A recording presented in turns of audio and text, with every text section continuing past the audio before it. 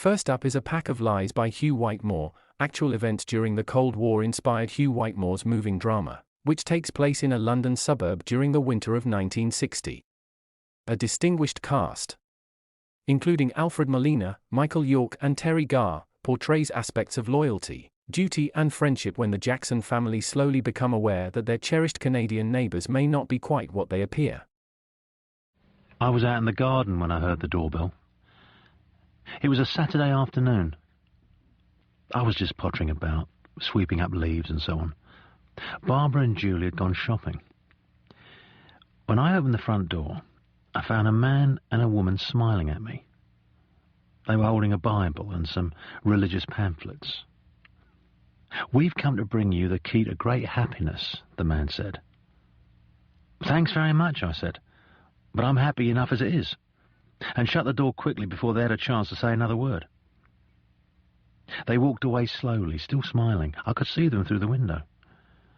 I suppose they were used to having doors slammed in their faces. Later, when I was back in the garden, I thought to myself, well, it's true. I am happy, it's true. And for a moment, I stood there grinning from ear to ear just because I felt happy for no particular reason. It was marvellous.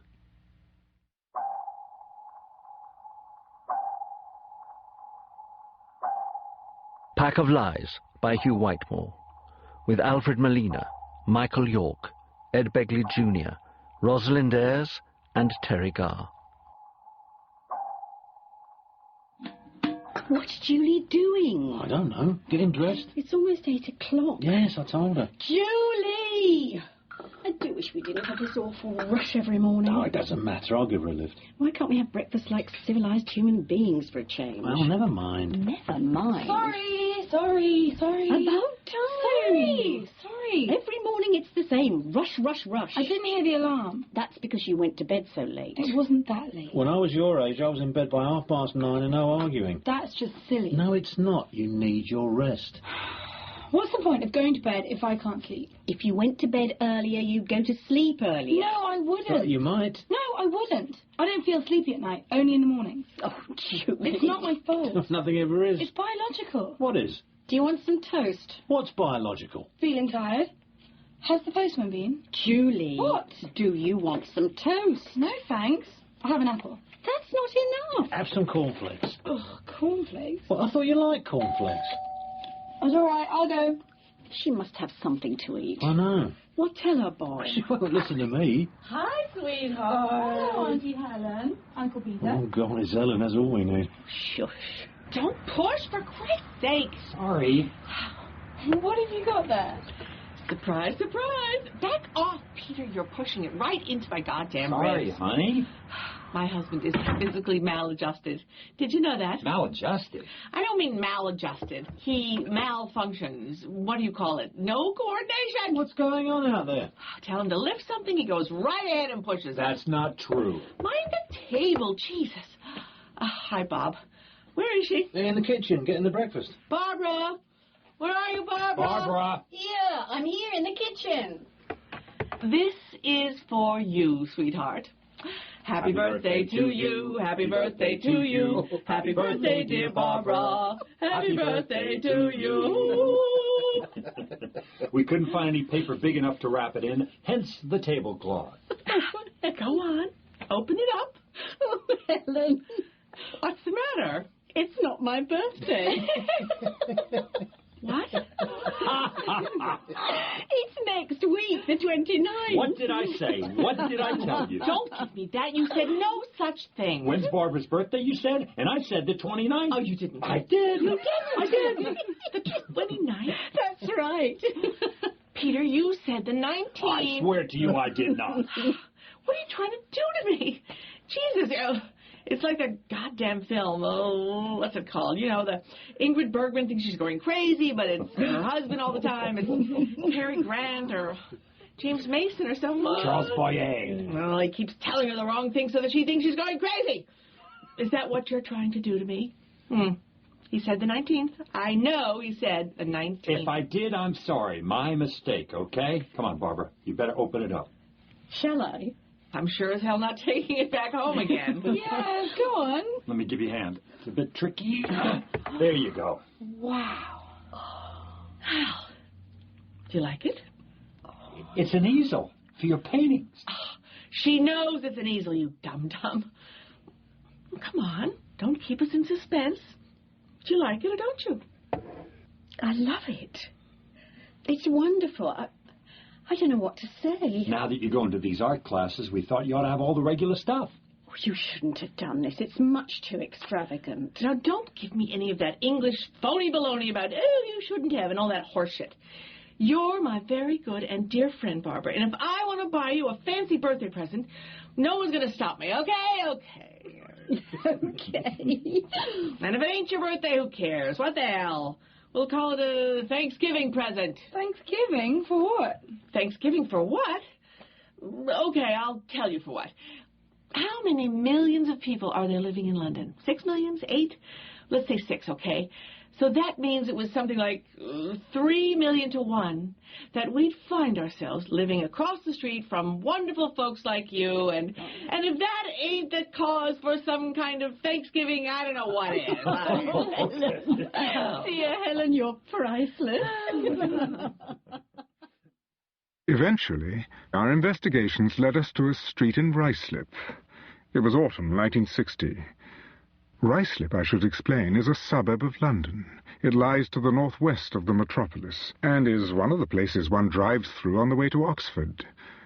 That is how I remember it, at any rate, as somewhere glimpsed briefly through car windows, generally at dusk, generally in the rain. And that, since all stories have to begin somewhere, is where this particular story began for me. Or rather, this particular chapter, for the case as a whole had been occupying my attention for several months. It is, by the way, by and large, true. What's the problem? What? Sweetheart, I know you well enough to know that something's wrong. What is it? I'm sorry, Helen. Sorry? I didn't mean to be such a misery. Don't say that. Don't apologize. You're always apologizing. Stop it. Now, come on. What's the problem? It's not really a problem. What then? Well, it's Julie. What about her? I think she's still seeing that Malcolm Granger boy. Oh, he's a good-looking kid. He's completely irresponsible. Have you seen the way he races around on that motorbike of his? He'll get himself killed one of these days. Barbara, if you're worried, tell her. I can't. Why not? She thinks I worry about everything. She's right, you do. I try not to. Oh, it's your nature. You can't help it. She knows that, I know that, we all know that. Now listen, here's what you do if you're worried. You tell her she's too young to be riding on motorcycles. I've told her that already. Then she won't. She's a good girl. She'll do what you say. You know something? Malcolm Granger has a beautiful body. I saw him at the pool last summer. Beautiful. Maybe I should lure him to the house when Peter goes to one of his antiquarian book sales. What do you think? Shall I introduce him to the more sophisticated charms of an older woman? Perfect, as my old Aunt Sophie used to say. I wish you'd say something to her. Me? About going on the motorbike. She'd listen to you. What about Bob? Why doesn't he talk to her? You know what Bob's like. She can't do a thing wrong as far as he's concerned. Please, Helen. There's no one else I can ask. Please? Okay, if it'll make you any happier. Well, it would. Okay. Thanks. I hate asking. Oh, don't be silly. Mom! Mom? In here, Julie! Don't tell her I asked you to say anything. Of course I won't. Don't worry. Hello, Mom. Hello, Auntie Helen. Oh, hi, Julie, sweetheart. How is choir practice? Oh, boring. Every year it's the Messiah. If only we could do something different. It's so boring doing the same old thing year after year. Can I have a biscuit? Homework first. Can't I even have a cup of tea? Do you know what the time is? Your father will be home in a minute. Oh, come on, Barbara. Give the poor girl a cup of tea. You spoil her. Well, why not? Hey, Julie, I see the folks down the street are having a bonfire party tomorrow. You going? No, thank you. Too old for fireworks, huh? I've got better things to do. Yes, she's got better things to do, like homework. I'll go. It's probably Maureen. Hang your coat up. How many more times? Sorry. If it's that insurance man, tell him to ring back later. Okay. Helen, would you like another cup of tea? No, thanks. Time I was going. Say, whatever happened to the Pearsons? The Pearsons. Brian and Betty down at number 23? They're all right as far as I know. I've been there half a dozen times, and there's never anyone at home. I just wondered if they're okay. Who's that? Who are you talking about, Auntie Helen? The Pearsons. They've gone on holiday. It's for you, Mum. At this time of year? Only for a week. They're back tomorrow. Who is it? A man. What man? He didn't say. Oh, Julie, for goodness sake. Well, now, young lady. And how are you today? Fine. Good. Fine and dandy. Oh, let's hope it stays that way. Why shouldn't it? You tell me. What's the matter, Auntie Helen? I thought you weren't supposed to go riding on motorcycles. Oh. Yes, oh. When did you see me? The other afternoon, with young Mr. You-know-who. Malcolm? Yes, Malcolm. I thought all that was strictly verboten. He was only bringing me home from school, and he's very careful. Your mama doesn't think so. Well, you know what she's like. She worries about everything. Only because she loves you. She keeps treating me like a little girl. She doesn't realize that I'm grown up. Well, almost. No. No, I don't suppose she ever will. Okay, I won't say a word. It'll be our secret, but don't do anything silly. Do you hear me? I won't. Thanks. Come on, Julie, what about that homework? Upstairs. See what I mean, Auntie Helen? See what? Nothing. Who was that on the phone? Someone for your father. Bye, Auntie Helen. Bye, sweetheart. Work hard. I will. She's a good girl. If only she wasn't so untidy. There are worse things in life than being untidy. You ought to try living with her. She doesn't do a thing for herself. It's disgraceful, really.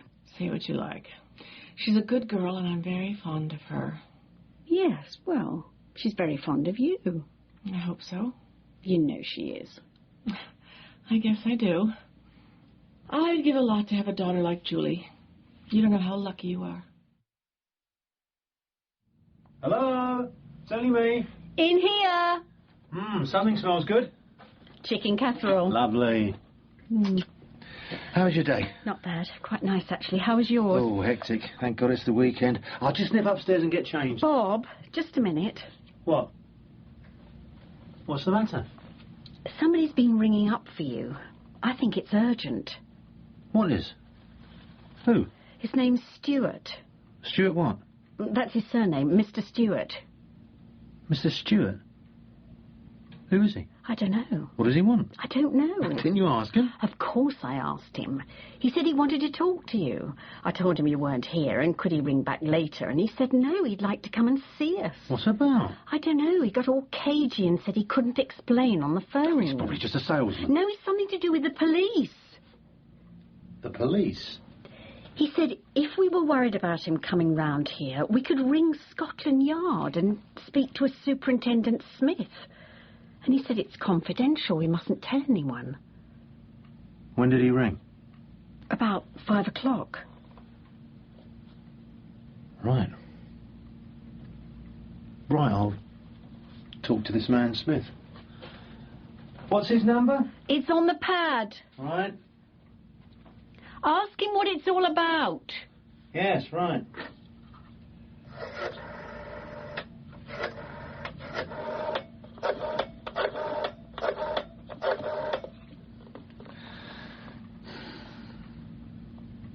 Hello. Hello, yes. Could I speak to Superintendent Smith, please?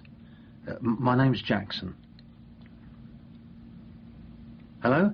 No, is that Superintendent Smith? Yes, good evening. I understand a man called Stewart rang my wife this afternoon, and... Oh, did he? Yes? Yes. Well, yes, of course, if it's important. Yes. Yes, can you tell me what it's all about? Oh, I see. Right. Oh, yeah, yes, I will. Thank you, Superintendent. Goodbye. Well, Well, it's obviously pretty important. what did he say? Well, that's what he said. He said it's pretty important and he'd be grateful if we could spare the time to talk to this Mr. Stewart.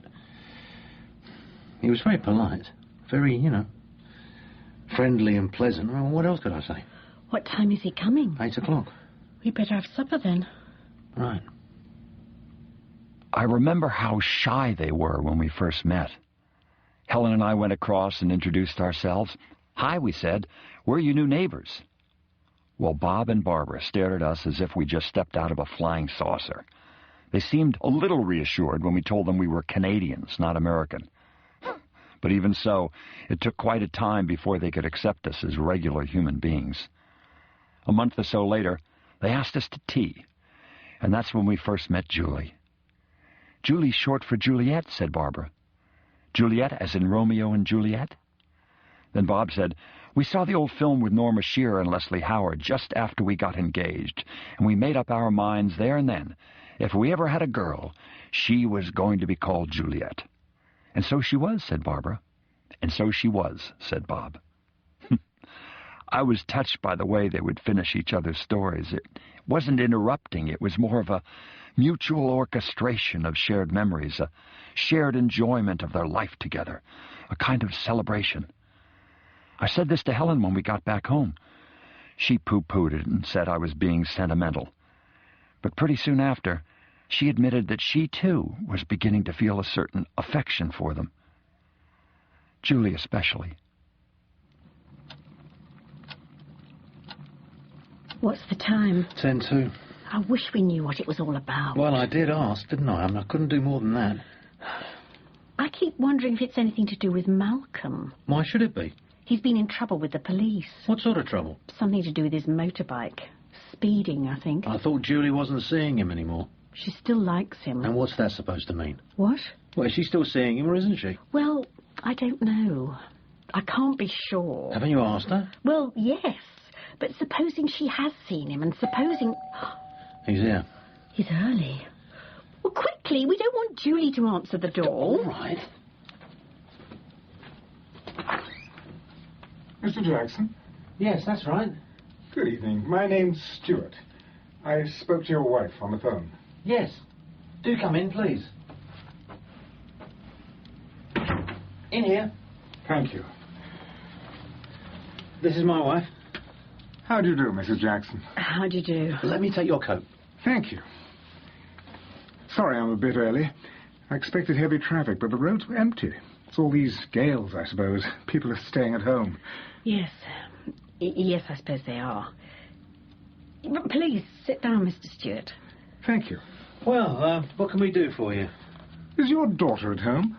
Yes, she's upstairs doing her homework. I wonder, would it be possible to disturb her for a few minutes? Well, do you have to see her? I rather wanted to see you all, if that's possible. En famille, as it were. She's not in any trouble, is she? Oh, no. Good Lord, no.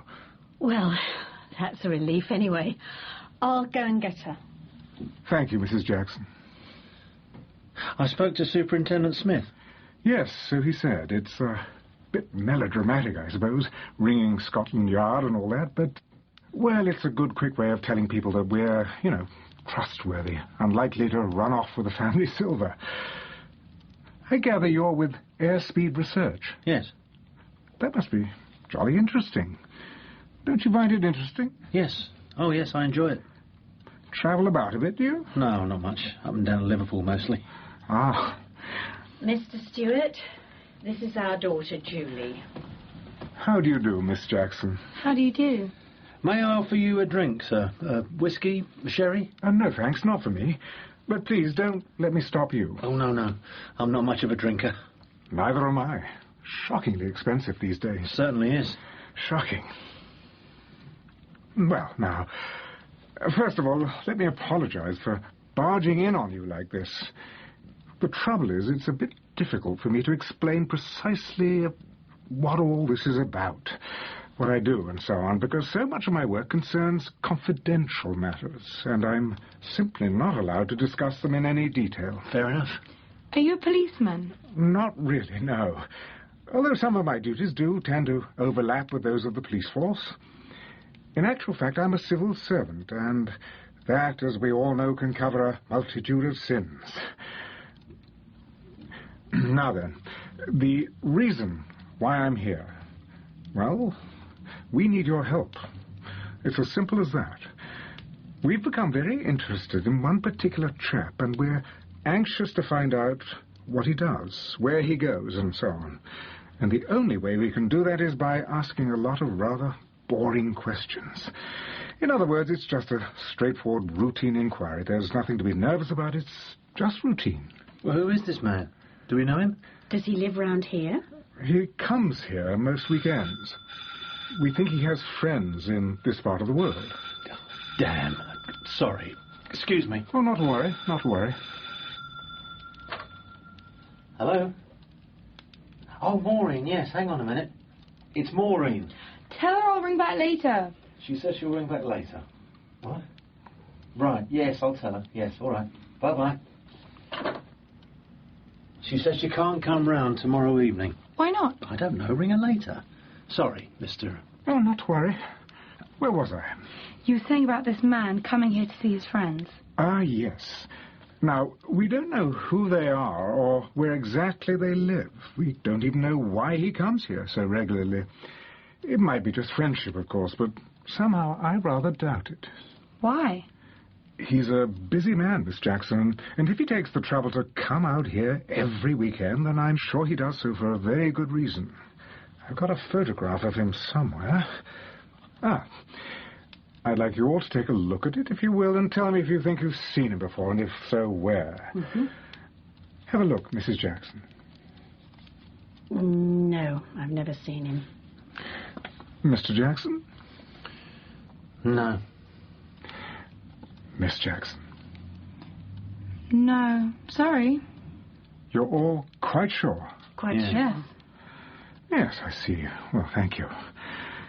Never mind, it was a long shot anyway. What's he done, this man? I'm afraid I can't tell you that, Miss Jackson. How do you know he comes here at weekends? Has somebody actually seen him? Oh, yes, we've been keeping an eye on him for some time. Do you mean following him? Well, yes, I suppose I do. But it's not as easy as it looks in the films, you know, following people, especially in a place like this with all these narrow roads and footpaths. That's why I hoped that one of you might have seen him. It would have saved my chaps a whole lot of time and trouble. Would you like us to keep a lookout for him? Yes, that would be splendid. But do remember, you must remember that this is all very confidential. Not a word to anyone. Of course.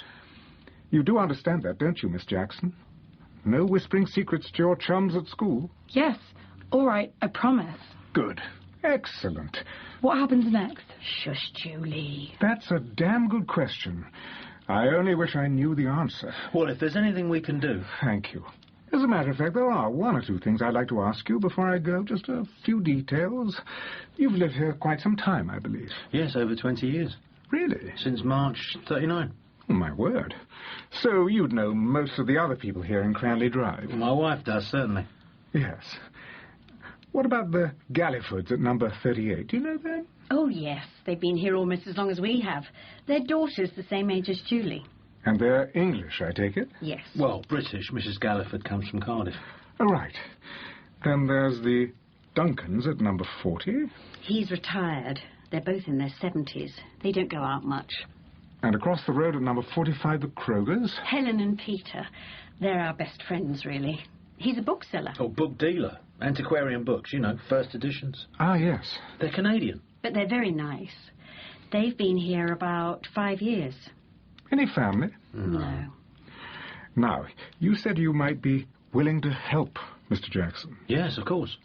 Well, what we have to do is this. We have to station observers in various parts of the district and find out where this man goes, where he spends his Saturdays and Sundays.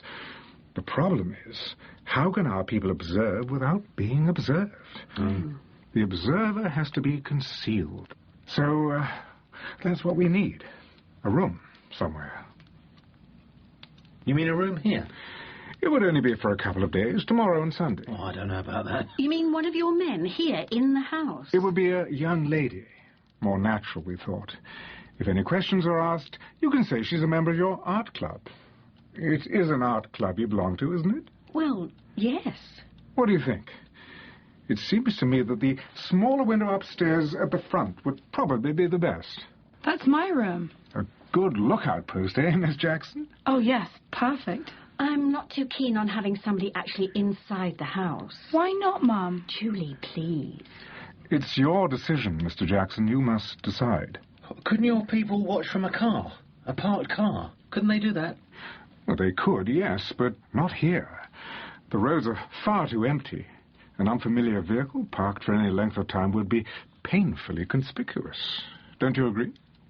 Well, yes. Why don't you try Helen and Peter at number 45? They've got a much better view than we have. Well, I'm afraid we can't go from house to house trying to find the best view.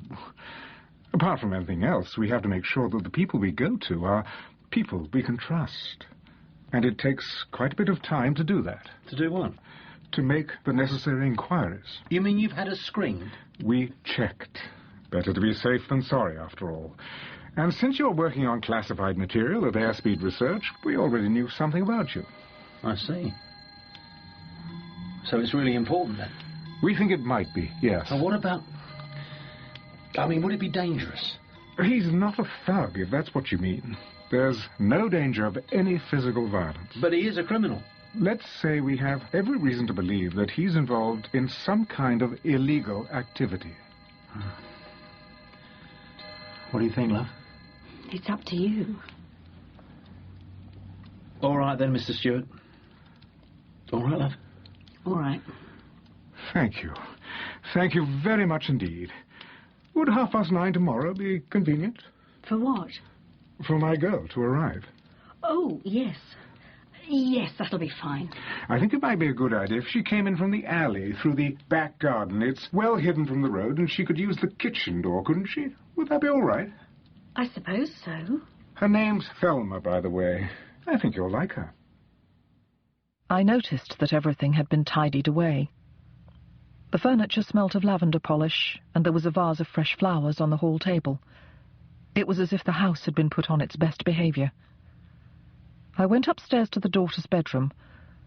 There was a tin of Max Factor talcum powder on the chest of drawers, and a bottle of perfume shaped like a cat. There was a portable gramophone and some records, Roy Orbison and the Everly Brothers. She was reading Wuthering Heights. I could hear the Jacksons moving and talking downstairs. They were talking quietly because there was a stranger in the house.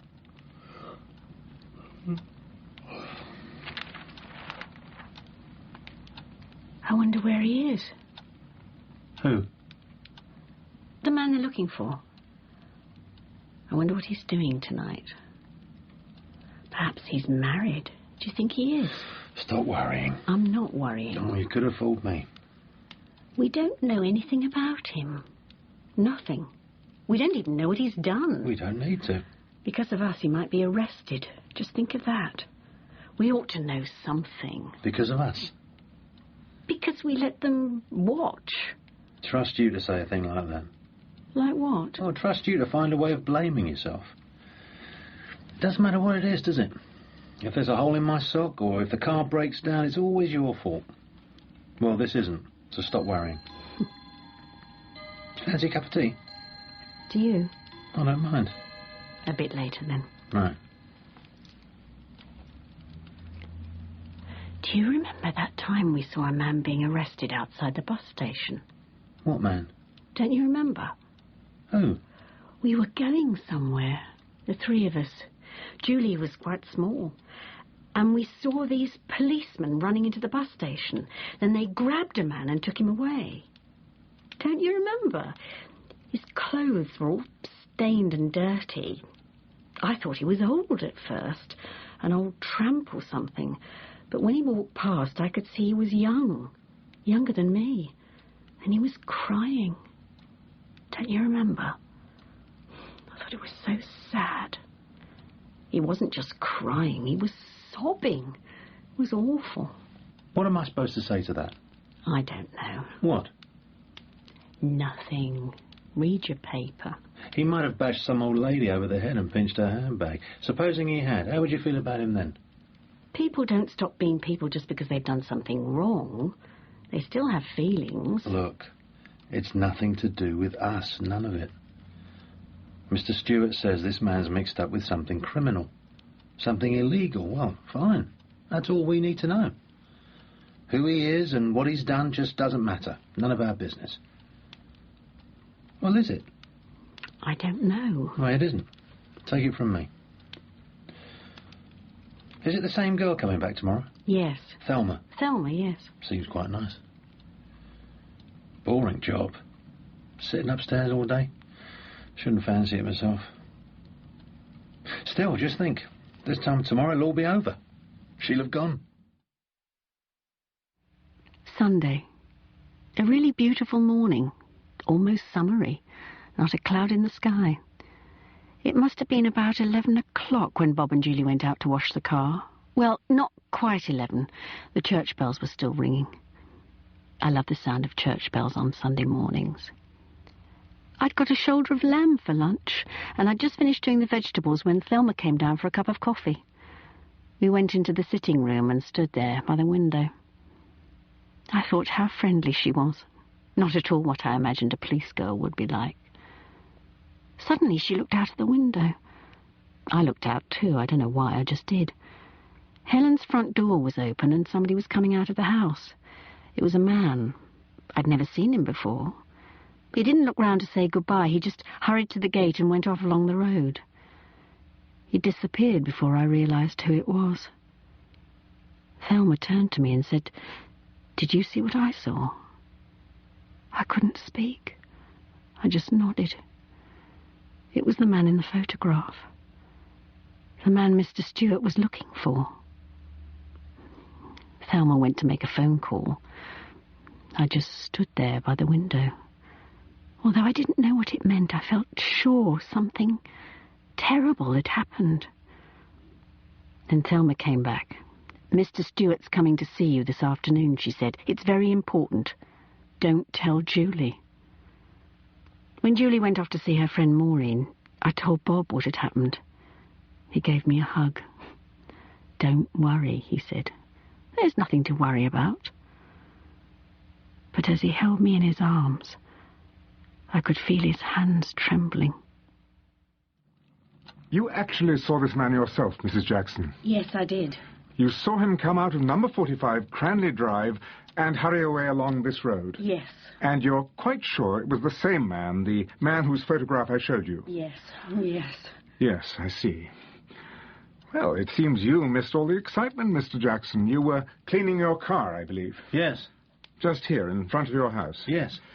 Yes, well, you can see how easy it is for him to come and go without being observed. Amazing, isn't it? He must have arrived in Ruislip yesterday lunchtime. That's when his car was seen, anyway. Saturday lunchtime to Sunday morning. Presumably, he spent the night with these friends of yours. Have you told your daughter about any of this? No. Good. Don't tell her. For the time being, at any rate. Where is she? Out with some friends. Oh, good. Well, it must have been quite a surprise for you, Mrs. Jackson. Something of a bolt out of the blue, I should imagine. He was on his way to fetch his car when you saw him. He always parks it in the same place, outside that block of flats. What's it called, the block of flats in the next street? Ruislip Court. Yes, Ruislip Court. He always parks it there. Can't you tell us what he's done? Well, we're not entirely sure. We think he may have entered the country illegally. What does that mean? What? I don't understand what you mean. We think he may have entered this country with a false passport and under an assumed name, Gordon Lonsdale. It's difficult to be absolutely sure. We'll need to make a few more inquiries. It's early days yet. Yes, but what's he actually done?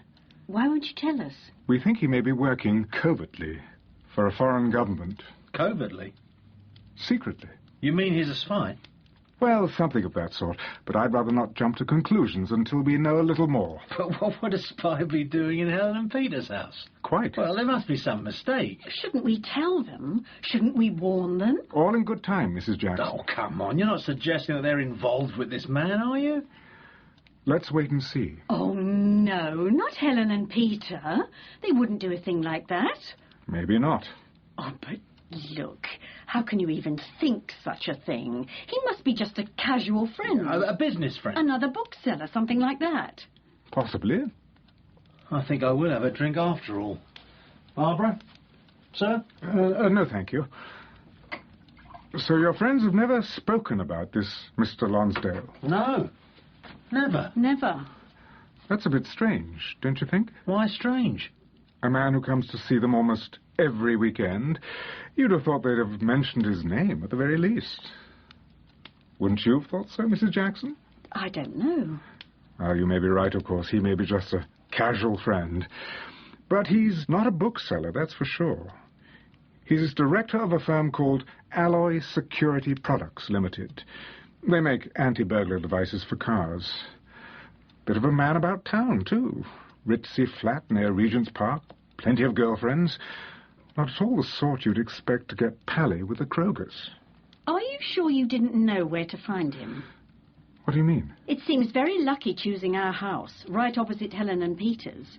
I mean, that seems almost too good to be true. These things do happen, Mrs. Jackson. We all deserve a little luck from time to time. At the risk of sounding rather unfriendly, it's my duty to draw your attention to the Official Secrets Act. All we're asking for is discretion. Sensible, reasonable discretion. All right? All right. Good. Well, now, tell me about the Krogers. Tell you what? Anything. What sort of people are they? They're damn good neighbours. And you said they're Canadians? Yes. Canadians, not Americans? Oh, no. Helen's most particular about that. I remember somebody once introduced them as an American couple, and Helen got really angry. Canadian, she said. Not American, Canadian. She almost shouted it. Whereabouts in Canada do they come from, do you know? No. No idea at all? Helen was brought up in the country somewhere. She's always telling Julie stories about her life on the farm. What sort of stories? How she could climb trees better than any of the boys. Chop wood. Ride horses, that sort of thing, you know. So she was a real tomboy? She still is. Mind you, I'm never quite sure how much of it to believe. Ah. Well, they're just stories she tells Julie. She probably exaggerates a bit. Yes. What about Peter Kroger? What sort of person is he? Very different from Helen. Completely different. A marriage of opposites, we always say. He's very quiet, bookish. You're intellectual. Yes, he's an intellectual. And where's his bookshop? In London? Well, he used to have a shop in the Strand, but now it's a mail-order business. He sends out lists and works from home. And you'd say they're happy? It's a happy marriage? Oh, very. Yes, very happy. Yes, I see. I do hate talking about them like this. Yes, I'm sorry. It's a most unpleasant situation, I know. Rotten luck. So what happens now? Well, obviously it's in everybody's best interest to get to the bottom of whatever's going on. We have to find out what this fellow Lonsdale's up to. That's very important. Yes. Crucially important. Yes. Likewise your friends, the Krogers. Are they involved with him, or are they not? All of which means, alas, that we'll have to trespass upon your hospitality for just a few more days. What? The point is this. We think Lonsdale may be in a spot of trouble. He's had a few business problems just recently, money problems, and this could make him do something rash, reckless. If he does, we want to know about it, and that means keeping an eye on things, and that means keeping somebody here in this house. As from tomorrow, if that's possible. You mean... Tomorrow? Why tomorrow? I thought he only came here at weekends. We can't be sure. Things might change. You mean you want to keep somebody here every day? Just for a week or so. Oh, but you can't expect us to do that. It's out of the question. We disturb you as little as possible. No, I'm sorry. I wouldn't ask if it wasn't really necessary. Yes, but look... What about Julie? What about her homework? Yes. Well, no problem there. It gets dark at, what, 4:30? No point in us staying after that. Yes, but think how she'll feel. She'll be so upset. Upset? Because of Helen and Peter. She's very fond of them. She loves them. She does. Well, there's no need to worry her with any of this. So we'll have to tell her something. Say it's just a routine investigation. There's no need to go into details. She won't believe that. Why not? Children accept things very easily. She's not a child. There must be an easier way of finding out. I only wish there were. Why don't you just go across the road and ask them? You mean the Krogers? Yes. Ask them what? Ask them what they know about this man, what he was doing there this morning. Supposing they're involved with him in some way. Oh, but they're not. I know they're not. Supposing they are. They're not. Just suppose. We can't afford to take the risk. Well, can we? So what are you saying? What are you suggesting? That the present arrangement should continue. For a week or so, that's all. Nothing more. I don't think you understand, Mr. Stewart. Helen and Peter are our best friends. We see them every day. Yes, I know. Helen especially, she's always popping in. Yes, I know. Well, you can't expect me to talk to her and have cups of tea with her when I know there's somebody spying on her in Julie's bedroom. I can't do that. I can't. Well, I won't. I'm sorry. Perhaps you could try, just for a day or two. Why should I? Look, it's asking a hell of a lot, you know. I'm afraid I must insist. Insist? Earnestly implore. It's just not fair, Mr. Stewart. It's not, I agree. But being fair has a pretty low priority at the moment. I really am very sorry. Would it be the same girl? Well, yes, I thought so. There might have to be another one, just to give Thelma a bit of a rest. We'll have a separate telephone line installed upstairs. No bell, of course, just a little red light. So it shouldn't be too irksome for you. Barbara, what do you think? You know what I think. Well, if it's only for a week. Thank you, Mr. Jackson. I find this part of my job very painful and unpleasant, Mrs. Jackson. Unfortunately, it has to be done. You're wrong about Helen and Peter. It's nothing to do with them. Time alone will tell. They've been such good friends. Such close friends. And you think you'd have guessed? We'd have guessed something. Instinctively. Mrs. Jackson, people like Lonsdale and his colleagues spend their lives deceiving people like you. It's their job, their profession, and they do it with the utmost skill and conviction. If they didn't, they'd be finished. Mum? Mum? In here, Julie. Oh, hello, Mr. Stewart. Any sign of that man? Julie, listen, there's been a change of plan. Thelma's not going after all. Oh, good. She'll only be here in the daytime, of course, so perhaps you wouldn't mind if she invaded your bedroom. No, that's fine. And you mustn't tell anyone. I know. It's important, Julie. I know. Don't worry, Mr. Stewart. I won't breathe a word. I'm sure you won't. Bye, then. Well, there's nothing more to say, is there? If you have any problems, just telephone Superintendent Smith at Scotland Yard. Right. Thank you again, Mrs. Jackson.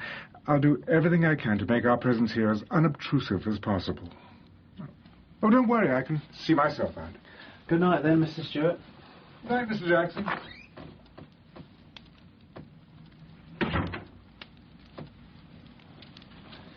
Look, don't blame me. I don't want those people here. I don't want them in the house. Be reasonable. There was nothing I could do. You could have said no, couldn't you? Well, hardly. You're always the same with people like that. Like what? You know what I mean. Like a schoolboy in front of the headmaster. Look, there's no point in getting angry. Just don't want to talk about it, Bob. I don't want anything to do with it. I mean, what about Julie? What about her? What are we going to say to her? Oh, nothing, I suppose. What? Well... Doesn't it worry you that we're deceiving her like this? We're not deceiving her. We're not telling her the truth. You heard what he said. Don't tell Julie. Didn't that make you feel sick? There was nothing we could do. Of course there was. We couldn't say no. Why not? Well, suppose he's right. Right about what? Helen and Peter knowing this man. Oh, for heaven's sake. It's possible. I mean, it's possible. Don't be ridiculous. Well, you just think about it. Don't be ridiculous. When have we ever seen them on a Saturday or Sunday? When?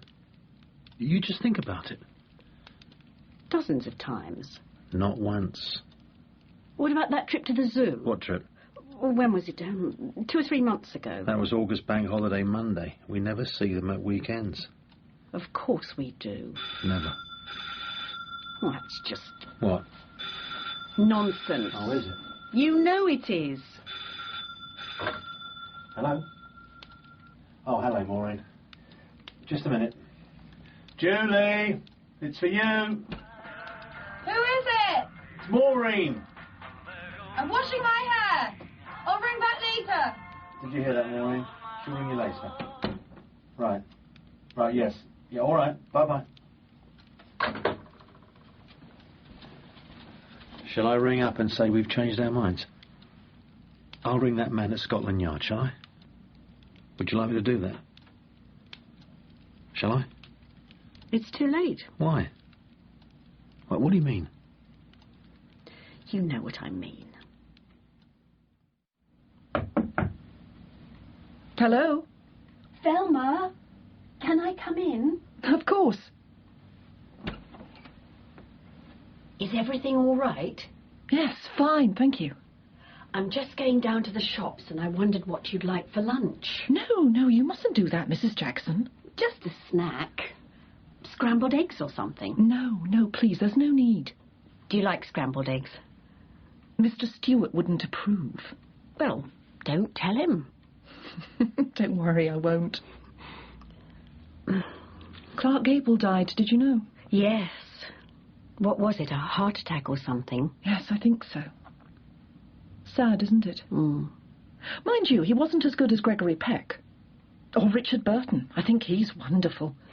Did you see him on TV the other night? No. He was wonderful. Those eyes, that voice. That'll be Helen. Oh, God. What shall I do? Nothing. Just be natural. What shall I say? Just say what you always say. Be natural. Oh, God. You'd better go down. Yes. Yes, all right.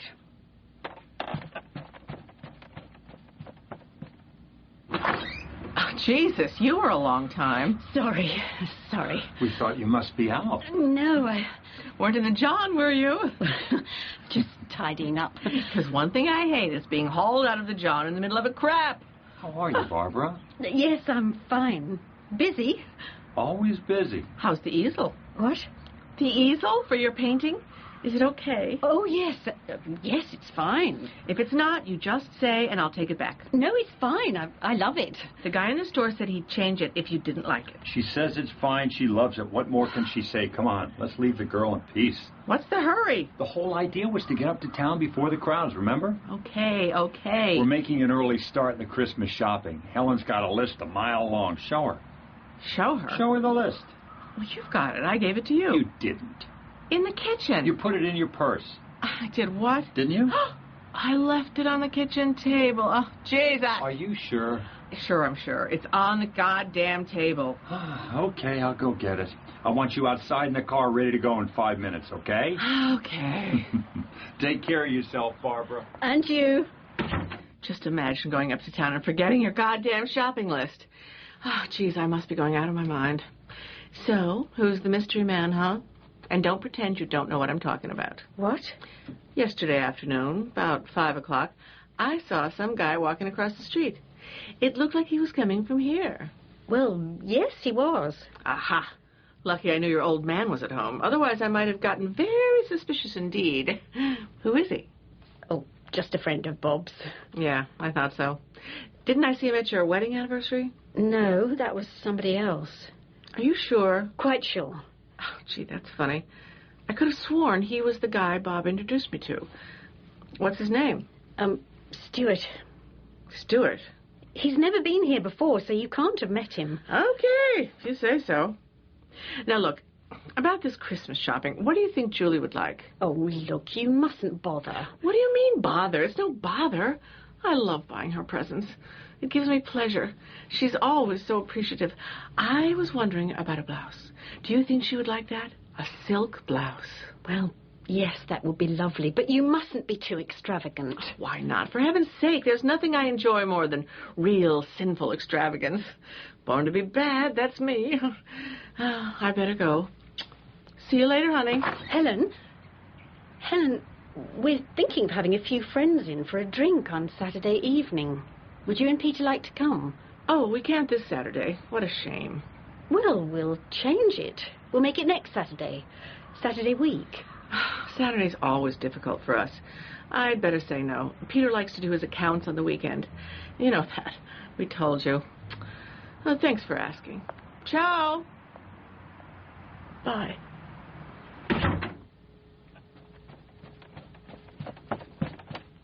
Mrs. Jackson? Mrs. Jackson, are you all right? Keep away. What is it? What's the matter? I feel sick. I feel sick. I feel sick. I feel sick. What can I do? Mrs. Jackson, let me get you a cup of tea. Sweet tea, that will make you feel better. Just keep away. Please go away. Leave me alone. Leave me alone.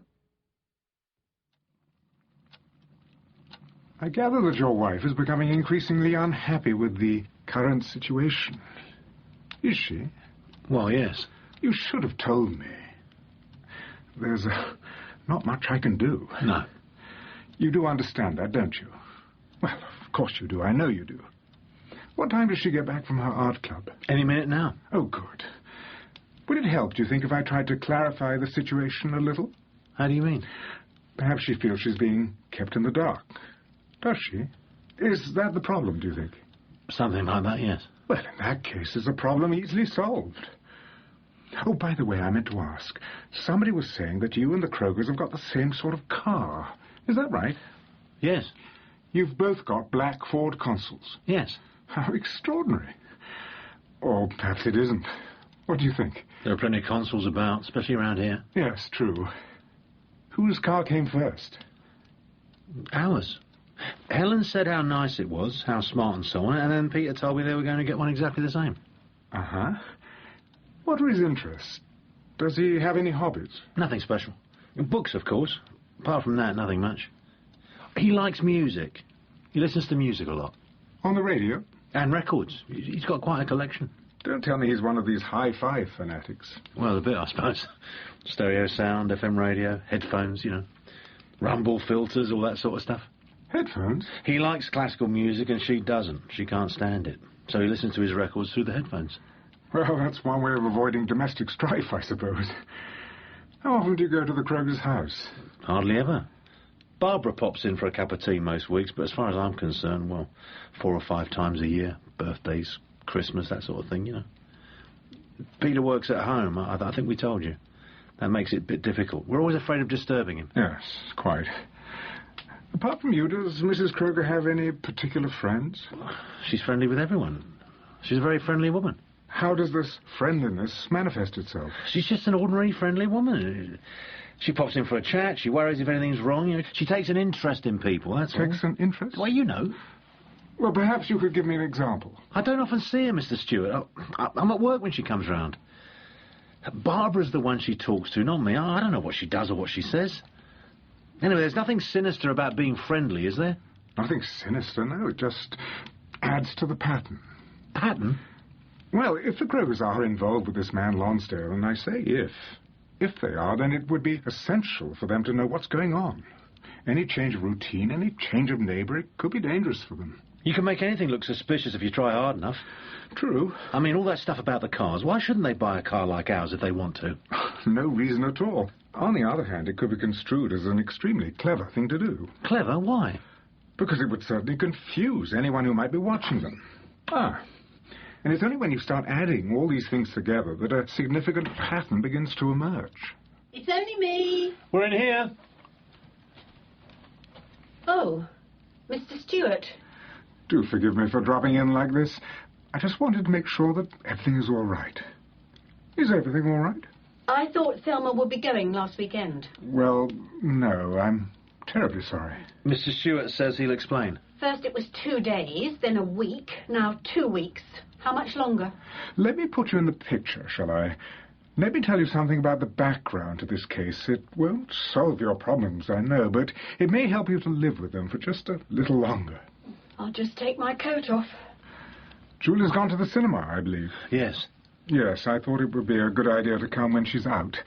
Fewer complications. The fewer of them, the better, eh? What's she gone to see? I'm not sure. What's Julie got to see? The Millionairess. Oh, that's frightfully good. We enjoyed it enormously. Peter Sellers is marvellous. First class.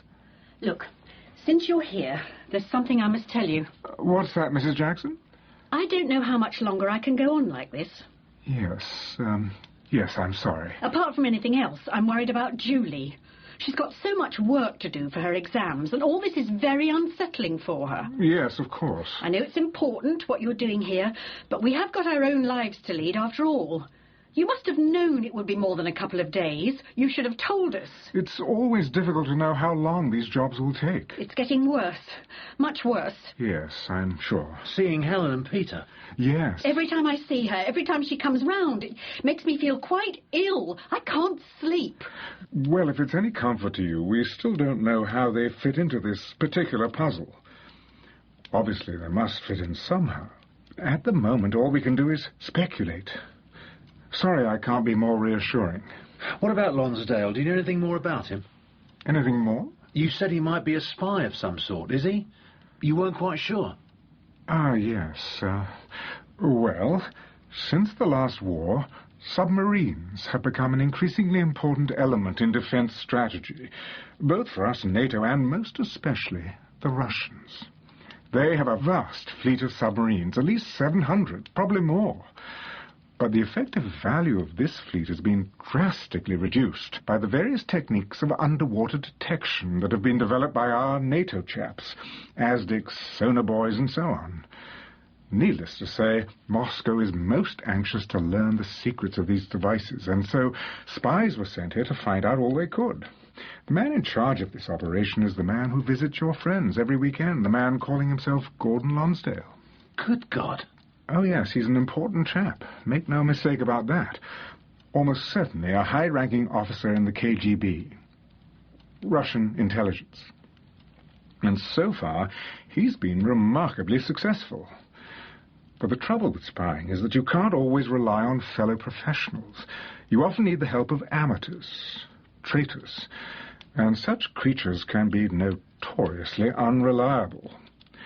Lonsdale needed inside help, and eventually he found a suitable collaborator, an Englishman called Harry.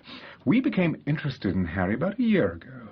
He's a naval man, works at the underwater weapons establishment, 50-ish, not much of a career, divorced, bit of a boozer, and always with the same girlfriend. So we decided to keep an eye on her, and we discovered that she works in the same establishment, in the records section where all the secret material on underwater weapons is filed.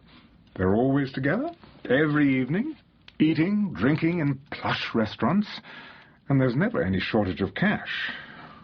Where do they get it? They come to London about once a month, they meet Lonsdale, they give him the secrets so earnestly desired by the Russians, he gives them the cash. But if you think that, why haven't you arrested them? Yes, that's what the Admiralty wants to know.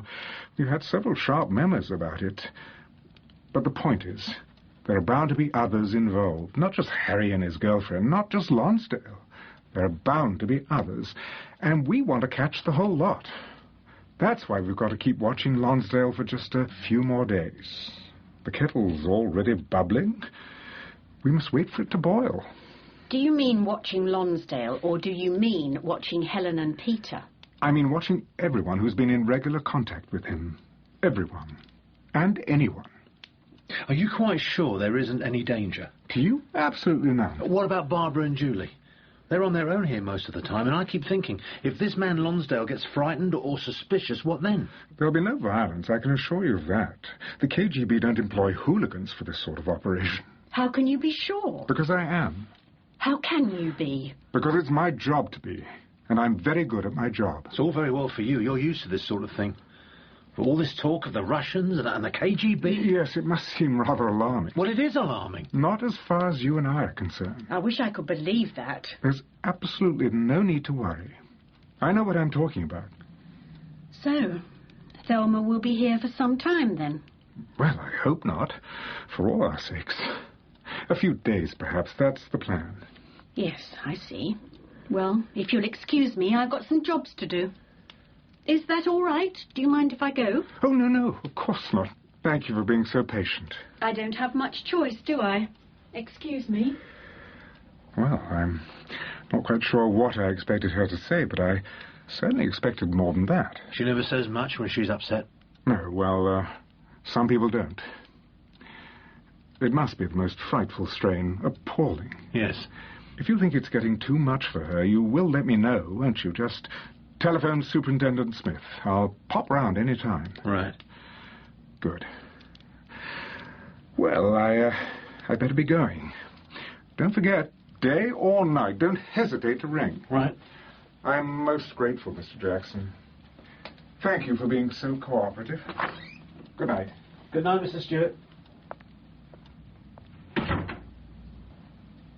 Look, I know how you feel. Tea or cocoa? Which would you like? Tea or cocoa? But it was good of him to come round and explain all those things. I mean, he didn't have to. I've made up my mind what I'm going to do. I'm not going to think about it. We've got to lead a normal life. For Julie's sake, if not our own. Let them do what they like. I'm not going to think about it. Tea or cocoa? Tea, I think. Right. Go and sit down. I'll bring it in. Bye, Mrs. Jackson. See you tomorrow. Don't tell me it's past. Mr. Stewart said I could leave early. See you tomorrow, usual time. Thelma, is there any news? News? Yes, news. Nobody tells us anything. Well, no, not as far as I know. Mr. Stewart came to see us. Yes, I know that. He told us about Harry and his girlfriend and the Russians, what they're trying to do, what they're trying to find out. Yes. Did you know he was coming? Well, yes. You never said anything about it. I suppose he told you not to. Did he? He didn't even mention Helen and Peter. I mean, he didn't tell us whether they're, actually... Well, of course, they must be involved. It's obvious. Any fool can see that. Why didn't he tell us? Well, I can't... What? You know I can't tell you anything. So you think it's all right, do you, just to let things go on like this? Well, no, I mean... You think it's all right, do you? Is that what you think? If I could do anything, I would, but I can't. To tell you the truth, Thelma, I don't really care. I don't care what they've done, Helen and Peter. It doesn't make any difference, not now. Isn't that strange? And I keep thinking how kind she's been. And she has been very kind. She's been very kind to Julie. I don't care what she's done. She's still my friend. I'll tell you what chokes me, Thelma. It's that Mr. Stewart not telling us anything. Not telling us about Helen and Peter. Treating us like a couple of kids who can't be trusted. How dare he? Can you imagine what it's been like? Can you? It hurts telling all these lies. It really hurts. It's like a dead weight on my stomach. It's like grief. You can't forget it. And he won't tell us. Why not? Does he think we can't be trusted? Does he think we're too stupid to understand? Or perhaps he thinks it doesn't matter. Well, that's it, of course. Why should he bother about us? We're the sort of people who stand in queues and don't answer back. Why should he bother? We'll just do as we're told and not ask any questions. Well, I hate him. I hate him. I want to smack his smiling face and say, how dare you? How dare you treat us like that? Who the hell do you think you are? I won't, though, will I? Of course I won't. I can say all these things to you because you're just Thelma who likes Richard Burton and scrambled eggs for lunch. But I can't tell him, and he knows it, and that's how it works, of course. That's how he gets his own way. I'm sorry. I'm really sorry. I bet he knew when he first came here, didn't he? Knew what? About Helen and Peter. I don't know. I thought it seemed incredible at the time, seeing Lonsdale that first Sunday. It could have been a coincidence. Could it? Well, I don't know. Mr. Stewart doesn't tell me anything either. I just do what I'm told. I suppose that's what he'd say, isn't it? He might. If only it hadn't been us. If only it hadn't been Helen and Peter. I lie awake every night thinking, why them? Why us? This time last year, everything was so perfect. I'll tell you what I think. Good things happen, bad things happen. One day you win the pools, the next you fall downstairs. It's nobody's fault. These things just happen. Start looking for reasons and you'll go balmy. Honest. Trust me. Thelma knows. Can I get you something? How about a nice cup of tea? You're just like my husband. He thinks a cup of tea will cure anything. Off you go. The buses will be packed. Are you sure you're all right? Yes. I'll see you tomorrow then. Right. I'm sorry. It's not your fault. It's nobody's fault. You just remember that. Hello, Mum. Oh. Hello, Thelma. How are you? Fine, thanks. How are you? Had a good day. Oh, pretty gruesome. Bye then. See you tomorrow. Oh, that's a smashing bike your boyfriend's got. What is it, a Triumph? Julie. He was only giving me a How ride many home. times have we told you? Yes, I know. How many times? Yes, I'm sorry. And you promised. You gave your word. I'm sorry, Mum. I'm sorry. So that's the sort of daughter I've got. Somebody who goes behind my back. I'm sorry. Somebody who lies and cheats. I'm sorry. I'm sorry. I'll never be able to trust you ever again. I'm sorry. I'm sorry. I'm sorry. I'm Never sorry. again.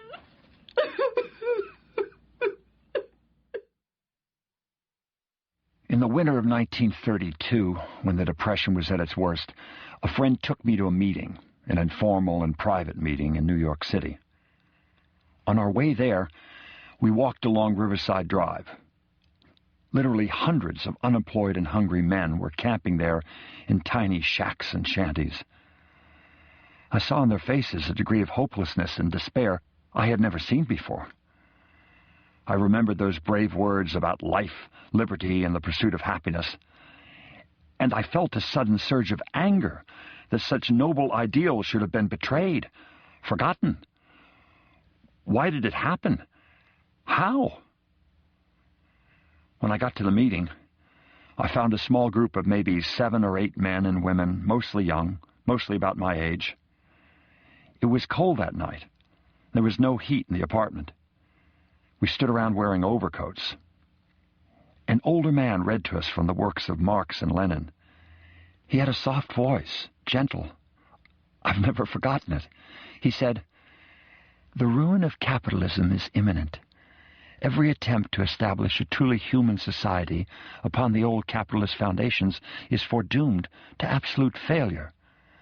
We are thus confronted by 2 alternatives, and 2 only.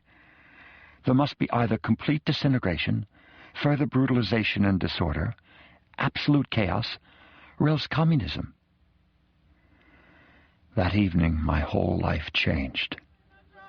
Above the skies, where the angelic host proclaim, Christ is born in Bethlehem.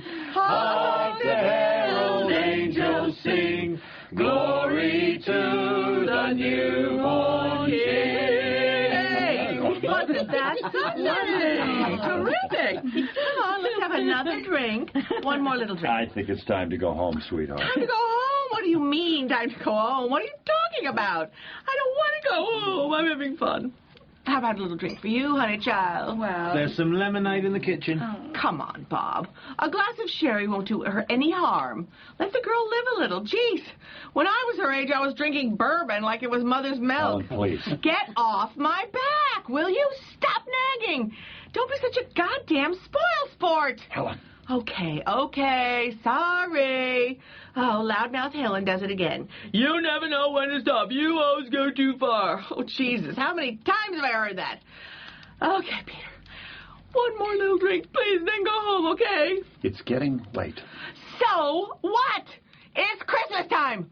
I'm with my friends and I'm happy. Come on, relax. Oh, hey, Julie, you know what this reminds me of? Christmas at Aunt Sophie's. I love Aunt Sophie's. We always went to Aunt Sophie's when I was a kid. Every Christmas. She had the most beautiful little house. Beautiful. And she loved brass. There was brass everywhere. Kettles, spark guard, candlesticks, and a big brass pot filled with indoor plants. Oh, a log fire and gleaming brass. And she'd do everything just like when she was a kid. You know, we always had roast goose and chocolate honey cake. And there she'd sit after dinner, my old Aunt Sophie, licking her fingers to pick up the crumbs of chocolate honey cake. And all of a sudden she'd burst out crying. What's the matter, we'd say. Why are you crying, Aunt Sophie? And then she'd dry her eyes and blow her nose and lick her little chocolatey fingers. Nothing's the matter, she'd say. I'm crying because everything's just perfect. Well, I reckon that's how I feel right now. Oh, Auntie Helen. Oh, I'll go. That'll be Maureen. Oh, come on, you guys. What's the matter? That's a sad story, Helen. Oh, bullshit. She had a great time, my Aunt Sophie. She loved every minute of it. Dad, it's for you. It's for Stuart. Right. Stuart. I've heard that name before. Stuart Granger. James Stewart? Hey, did you see James Stewart in Vertigo? He was terrific. I know. I got it. The name of that guy. What guy? The guy I saw coming out of this house. Aren't I right, Barbara? That good-looking guy. You said his name was Stewart. Did I? Sure you did. Stewart something or something Stewart. I forget. Who is he, Bob? The mysterious Mr. Stewart. Just somebody I know. Oh. Merry Christmas, that's all. He rang to say Merry Christmas. That's nice of him. In 1950, we had an apartment on East 71st Street. Nothing fancy, but I loved it. I've never been much of a homemaker. Anyone will tell you that. But that place was special. It was the kind of place I always wanted. The sun streamed in through the kitchen window. It was all yellow and bright and cheery and warm. I even made curtains for that window. One evening, Peter came home early. "We've got to leave," he said. "The Rosenbergs have been arrested. We've got to leave." I looked at Peter. His mouth had gone dry. He moistened his lips with his tongue. "When?" I asked. "Tonight," he said. "We've got to get the hell out of here as fast as we can." And that's what we did. We left our clothes in the closet, books on the shelves, food in the refrigerator. We could have stayed, I guess, taken our chances. But we didn't. And from then on, there was no turning back. I'm sorry to disturb your Saturday, but I thought you'd be glad to know it'll soon be over. Over? As far as you're concerned, anyway. Thelma will be going? She will indeed. When? As from today. What do you mean? Why today? Has anything happened? Not yet, but with any luck. What? With any luck, what? Harry, the man I told you about, he's on his way to London with his girlfriend. We believe that they will have another meeting with Lonsdale, and if they do, we shall arrest them. What about Helen and Peter? Yes, we'll pick them up this afternoon, if everything goes according to plan. This afternoon? What have they done? They're Lonsdale's transmitting station. He brings them information which they dispatch to KGB headquarters, either hidden in the books that Peter Kroger posts to fictitious clients in various parts of Europe, or presumably by radio. I'm sorry to tell you so bluntly, but there's no doubt about it. Your friends are both communist agents with many years' experience behind them. And their name's not Kroger, by the way, and they're American, not Canadian. I thought it better that you hear it from me rather than read about it in the newspapers. When I think of the hours she spent in this house, in this room, was it all a lie? I mean, everything she's ever told us? Was it? Well, not everything, I suppose. I mean, all those stories about her life on the farm with Aunt Sophie. Was that the truth? Apparently not. Her parents emigrated from Poland. They lived in a place called Utica in New York State. Her father was fairly well off. He made his money during Prohibition. He was a bootlegger. Peter Kroger was a schoolteacher. He became a communist in the 30s and fought in the Spanish Civil War. How could she do it? How could she? I've never had many friends, not close friends, not what you call close, never. But I trusted Helen. I thought she was brash and noisy and sometimes a bit silly, but I trusted her. I loved her. Well, I'm quite sure that her affection for you is perfectly genuine. There's no reason to doubt that. No reason? What do you mean, no reason? There's every reason to doubt everything she's ever said or done. Yes, well, you're bound to feel like that, and there's nothing anyone can do to soften the blow. I only wish there were. I tell you what I wish, Mr. Stewart. I wish you'd never come here. Yes, I'm sure... I wish you'd never set foot inside this house. Don't let's start blaming Mr. Stewart. It's not his fault. Helen may have lied to us, but you've gone one better. You made us do the lying. We've even lied to our own daughter. We haven't lied to her. We haven't told her the truth, have we? What's she going to say when she finds out? She'll understand. Will she? Of course she will. I'm sure she'll realize you were only trying to protect her. Oh, do stop making excuses. Helen's lying and we're lying. We're all playing the same rotten game. Well, hardly. Of course we are. What's the difference between one lie and another? When I hear you making excuses for what we've done, I feel sick with fear. I mean, physically sick. People like you can find excuses for anything. Telling lies, dropping bombs. Look, there's no sense in upsetting yourself like this. I'm not upsetting myself. I'm trying to explain how I feel. I'm trying to face up to the fact that I've betrayed Helen as much as she's betrayed me. That's just not so. Isn't it? Of course not. I think I'd better come back tomorrow, don't you, when everything's over and done with? Try not to judge yourself too harshly, Mrs. Jackson. It won't do anybody any good. Least of all yourself. What'll happen to them? The Krogers?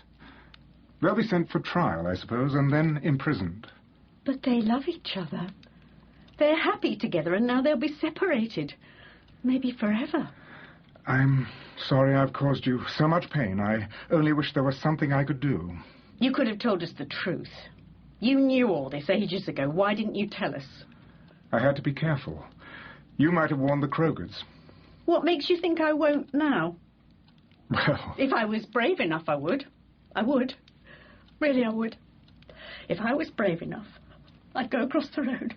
I'd bang on the door and I'd say to them, "Get out.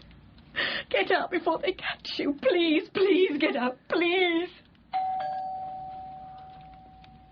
God, it's Helen. It can't be. Well, it is. Answer the door. Answer the door, Mr. Jackson. Mrs. Jackson, stay in here. I'll go upstairs. Hi, Bob. How's life? Oh, well, you know, not so bad. Is Barbara home? Well, yes, but she's feeling a bit off colour. Off colour? Tired, you know. Where is she? Barbara! Barbara? Honey, what is it? What's the matter? Hello, Helen. It's nothing, really. She's got a rotten headache. You're looking real pale. Are you sure it's just a headache? Quite sure. She's just tired. There's a lot of flu going around. Maybe it's the flu. It's just another silly headache. Headaches aren't silly. Are you sure there's nothing wrong? Wrong? No, she's all right. I suppose I'm worried, that's all. What about? Oh, this and that. Things, you know.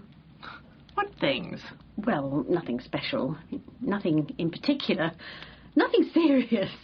Come on. Move over. Let me sit beside you. You just tell Auntie Helen all about it. It's nothing. Make yourself scarce, Bob. Let me talk to her alone. Yeah, it's Julie and her exams. Yes, it's Julie and her exams. Oh, don't worry about Julie.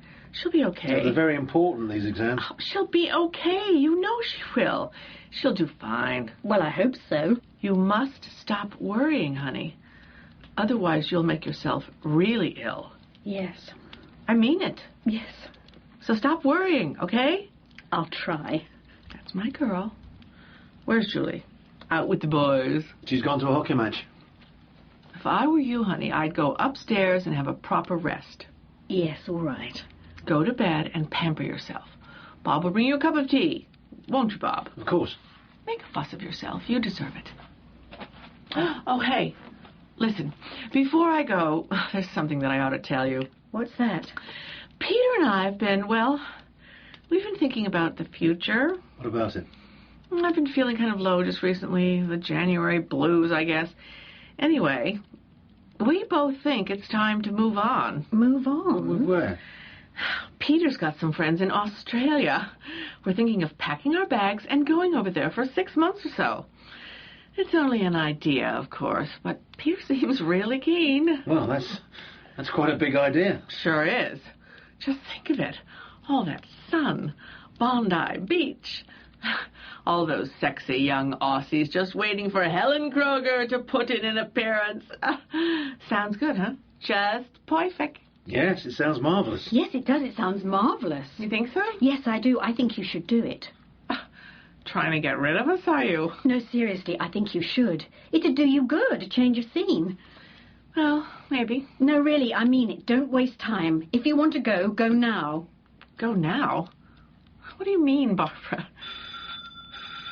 What are you getting at? The phone never stops these days, and is always for Julie. No, I'll go. Hello? Oh, hello, Maureen. See what I mean? What? No, she's not. She's gone down to the sports centre. When? This evening? Yes, all right. Yes, I'll tell her.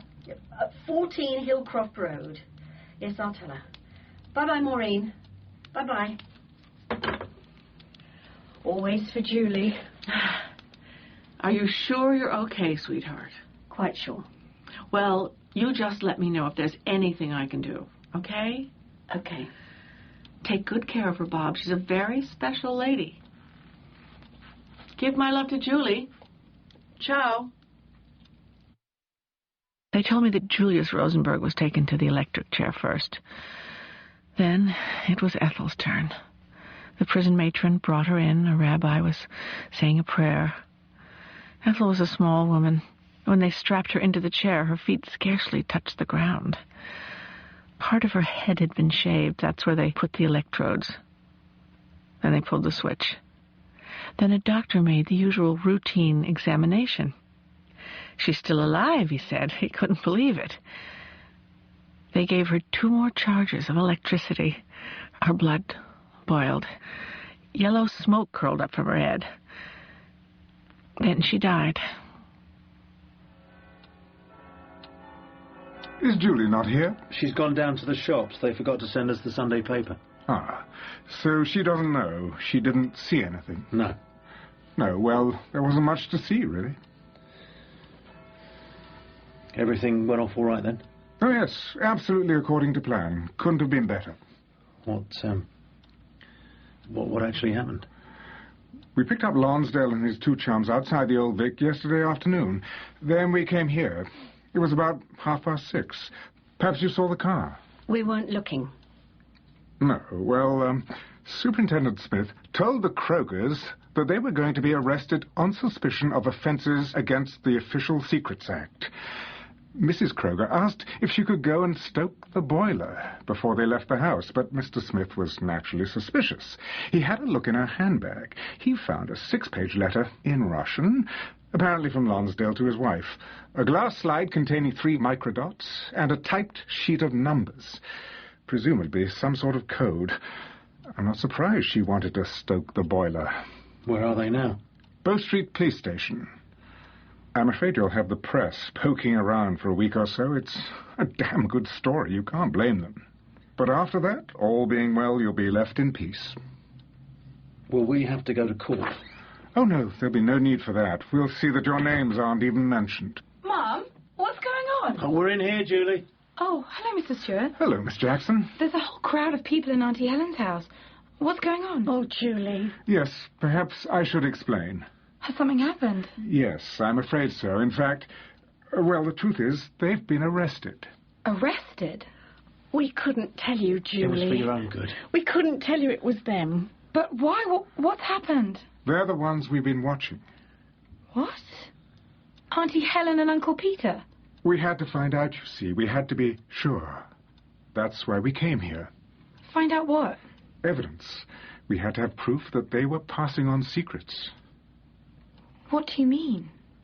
They're spies. They're working for the Russians. I don't believe it. It's true, darling. Really, it is. I don't believe it. Oh, Julie. My Julie, I'm so sorry. I don't believe it. Mum's right, love, it's true. We wanted to tell you, but we couldn't. We didn't know what to do. How could she do it? How could she do it? How could she do it? Oh, Julie, don't. How could she do it? How could she do it? How could she do it? How could she do it? Julie! How could she do it? Julie went up to her room. She collected together all the things that Helen and Peter had ever given her. The handkerchiefs, the necklace, the silk blouse. She took them out into the garden and burnt them.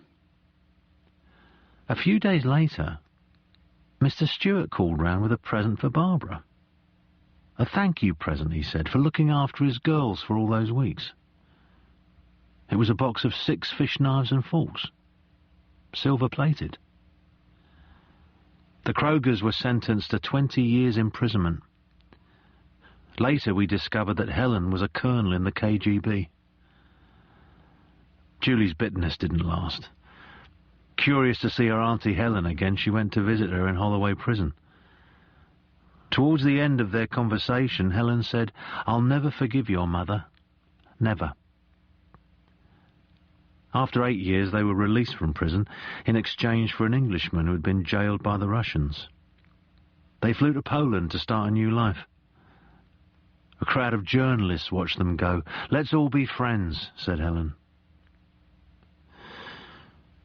A few weeks after that, a Sunday afternoon it was, Barbara went into the kitchen, sat down on a chair and died. A heart attack. She was so young, still in her 50s. I miss her more as time goes by. More, not less. Is it always like that?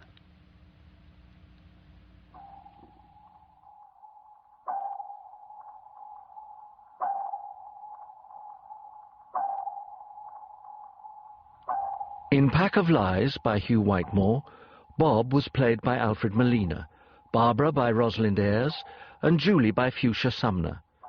Helen Kroger was played by Terry Garr, and Peter Kroger by Ed Begley Jr.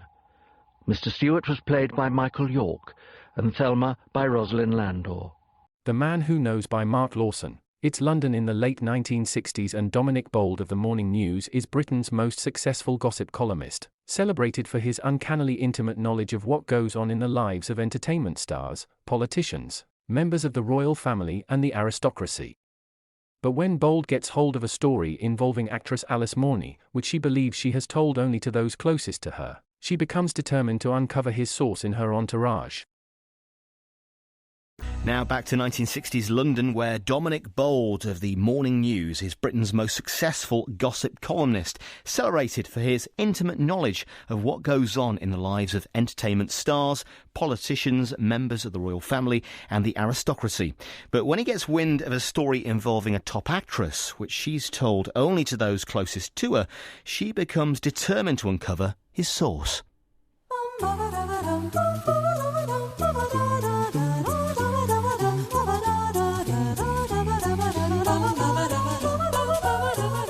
Good morning, gentlemen. And for the first time, lady. Put them back in your trousers, please, lads. Assuming you can find them. Ted, post-mortem results. Thank you very much, sir.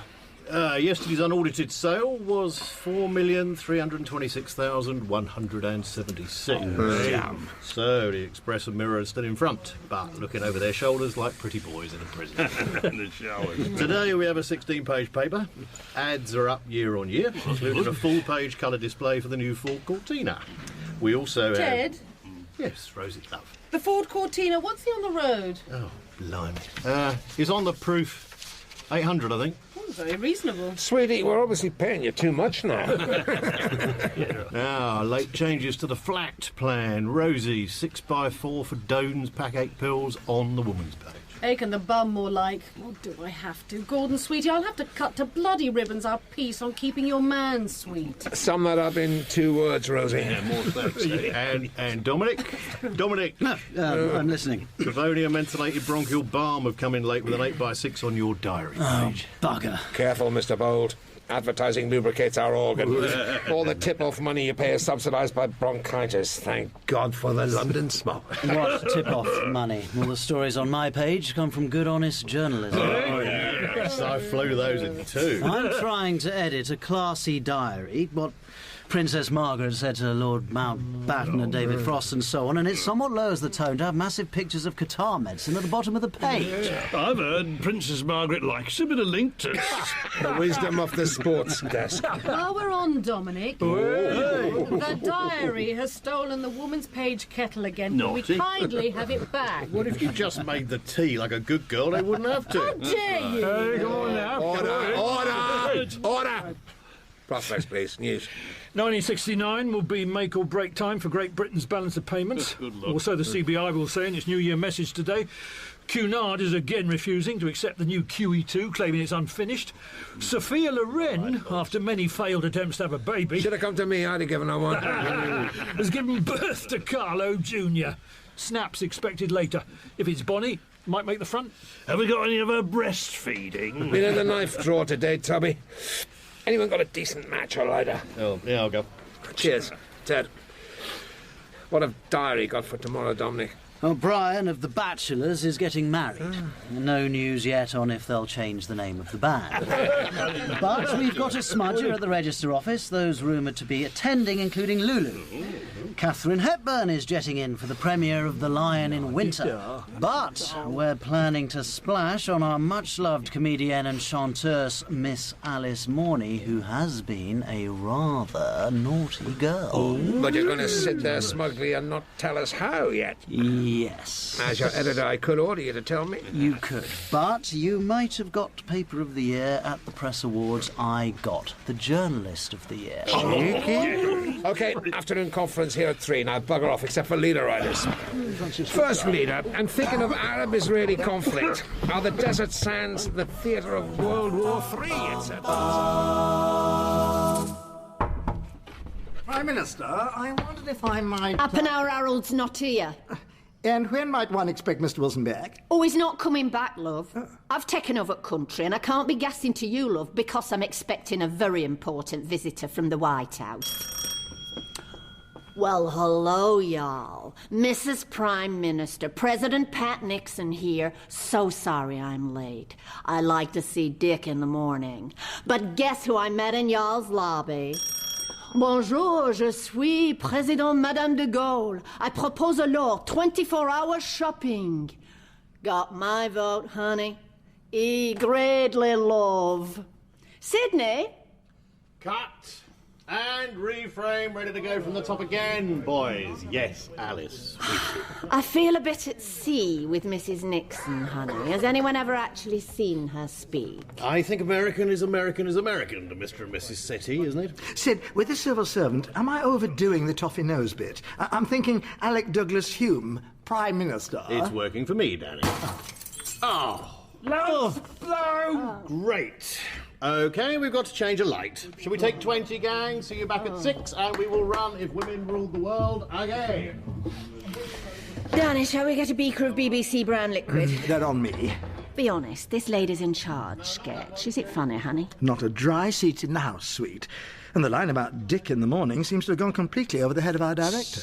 Just at the writers' meeting, I got the idea it would be about women ending war and child poverty, not Harrods being open round the clock. Oh, don't go all feminist on us, lovey. Uh-oh, here comes trouble. What a coincidence. My 2 favourite clients in one corridor. And both of them with the same dumb manager. Alice, Danny. Barney. I've got the teas over in the corner. What an angel. Here, bill us for them at the end of the month. Excuse me, dears, I've got to go and drain a snake. Barney, you're looking alarmed. The sight of Danny Carlton going into the gents always sends a certain alarm through my profession. I think he's pretty sensible about it. Luck can look like sense until it runs out. There's a difference between not going to jail for it anymore and forcing it down the throats of the readers at the morning news. Oh, this Dead Sea beverage is getting worse. I have a terrifying image of it being stewed through the stockings of the women who serve it. So, was it me or him you wanted? You! Even with London half empty for the holidays, the phone is ringing off the hook. Woman want you as their April lead. Sunday Times colour supplement are interested in a behind-the-scenes of the TV show. And everybody on the box wants you as a guest.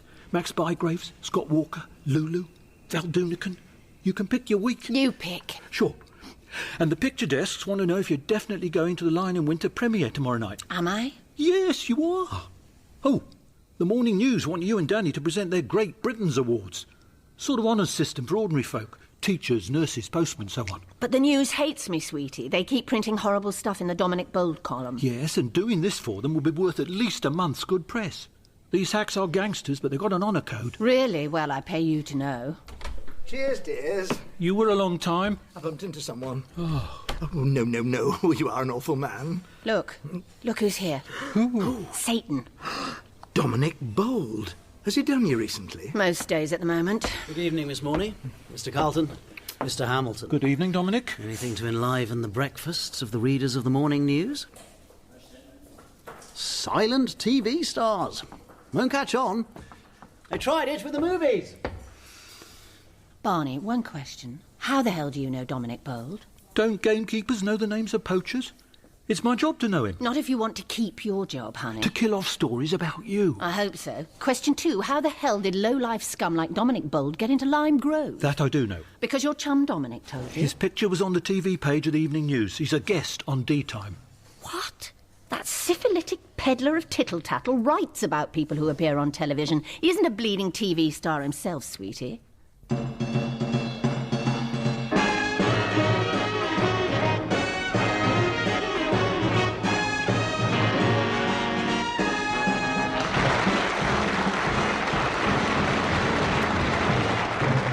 And now, here is your host, Simon.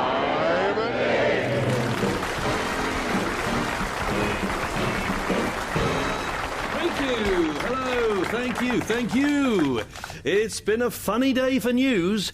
Did you hear that a High Court judge had to decide if Judy Garland is allowed to sing at the Talk of the Town tonight? Yeah. Some producers in the US of A apparently claim they've got her under exclusive contract until next July. His Honour ruled that Judy can sing tonight. Now he's dealing with 2 million lawsuits from music lovers begging him to stop Des O'Connor ever singing 1, 2, 3 O'Leary again.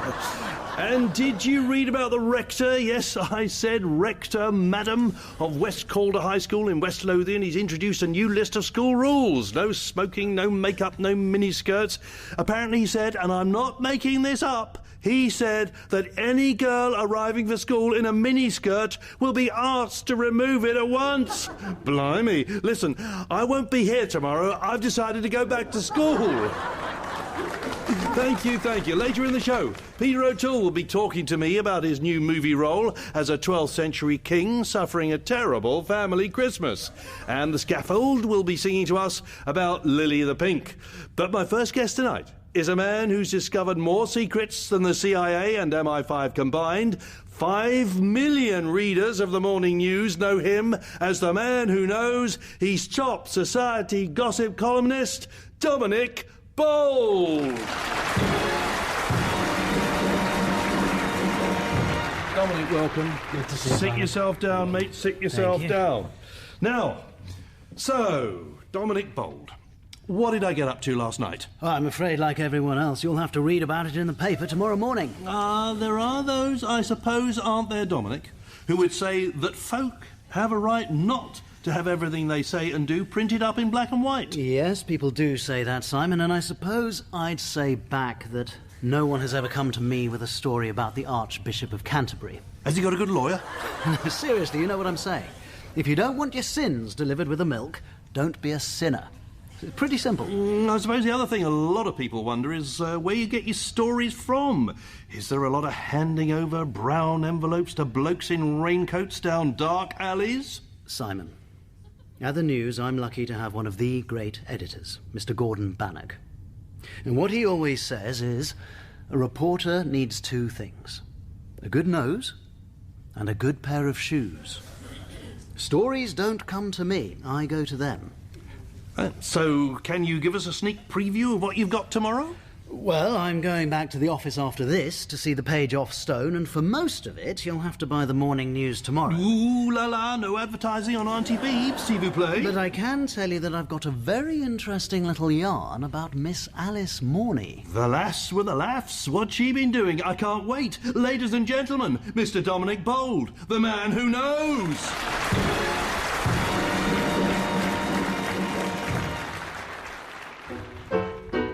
If women ruled the world, we'd use our powers to keep the shop doors open 24 hours. The Champs-Élysées would be full of flowers. If women ruled the world, we'd pass a bill that guys would be the ones to take the pill, and soldiers would be told they mustn't kill.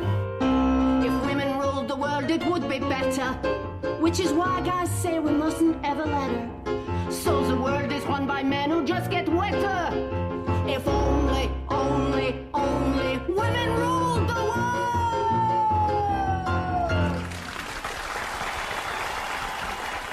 Alice Morney is currently appearing in Darling, I Thought They Were Yours at the Vaudeville Theatre, London. And Danny Carlton is in Vickers in a Twist at the Theatre Royal, Haymarket. Alice in Blunderland will be back on New Year's Day on BBC One at 10:15. And now, writer and broadcaster Malcolm Muggeridge continues his exploration of the life of Christ.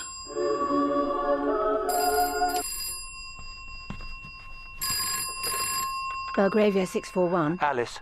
Ah, you're the first to ring to say how marvellous the show was. I was out. You're fired, Barney. How did it go?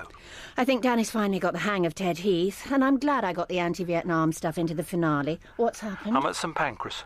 Just got the first edition. Tell me. Lead item, Dominic Bold's diary.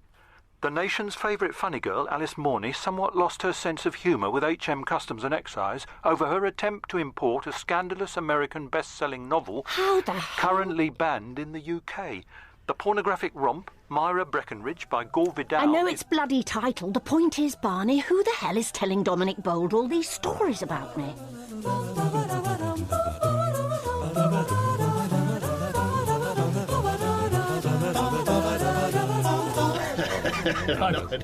Good morning, gentlemen and lady. Good paper yesterday. Yeah. Smashing snap of Sapphire Loren and the Bambino for the splash. Glad we got the 3 a.m. update on the mobilisation of the 6th Fleet. Ted, production report. Thanks, Gordon. Well, yesterday's unaudited sale was 4,541,784. Highest for 3 years. 3-horse finish between us, the Mirror and Express. Yeah, it's a photo. Hey, what's that smell in the air? Lord Beaverbrook's Fear. Very good. So, we're up in the print run tonight for a 24-page paper. Milk Marketing Board are in for a full page with their Drink a Pre-Party Pinter campaign. I swear by. Dominic? Yes, tell me the worst. 8x6 new Three Castles filter. Oh, do I have to? It means people are reading the diary page, Dom. Or advertisers think they are. OK, prospects. What will we give our readers for the first day of 1969? News. Yeah, we got a man on the roof with a telescope. What? Sobs are expected to launch the world's first supersonic airliner today, beating us and the frogs through the sound barrier. Kotsky. Nice guy. We'll think about that for the head. Think about it. CBI is beefing that Mrs. Castle's been too soft on the unions. Right. Oh, well, this is right up your Fleet Street, Gov. 3 little old ladies have stepped between Captain Maxwell and Mr. Murdoch in the fight for the news of the world. Ooh, granny power, eh, Andy? Seriously, 3 pensioners have asked the High Court judge to stop the sale, trying to block the voting rights of the News of the World Pension Fund. Maxwell has extended his bid to January 13th. News of the World shares up 19 pence to 44 shillings on early trading. So, who have we got our quid on now? Maxwell or Murdoch? It's a tough one. A socialist or a convict. Convict? What's Murdoch done? Nothing, but he's from Melbourne. Our leader columns, I think, will express a preference for Captain Bob. Yeah. I see no compelling argument that Fleet Street has need of an Australian press owner. Tommy, what does sport have for me? Racing faces a total freeze. Wincanton and Utoxter already off inspections everywhere else, and the Football League Management Committee is expected to announce its ruled-out return to the maximum wage. Dominic, what's diary chasing? No, we don't chase, we catch. No. New Year's honours list, obviously. Knighthood for Jew, sorry, Lou Gray. Further, sirs, include Lieutenant Colonel Vivian Dunn, Buckhouse fixer, reputed to have taught the Queen Mum the Lambeth Walk. If they can snap him doing the walk, we might take it for the front. Our LA stringer has filed on Sidney Poitier, becoming the first Negro to rank in the Hollywood money-making top 10. Small picture, if at all. The States is ahead of our readership on integration. And I will be filing personally for all editions through to 3 a.m. from the Lion in Winter premiere. I'll get you. The whisper is that a horse-drawn roast ox will be brought in at midnight, escorted by trumpeters, wolfhounds and falcons. Easy on the fizz, then. And Dominic, smashing yarn today about Miss Alice Mornay smuggling in that mucky book. One of Her Majesty's Customs officials will be buying his wife a slap-up meal on that tip-off fee, will he? Just good honest journalism, sir. As you well know.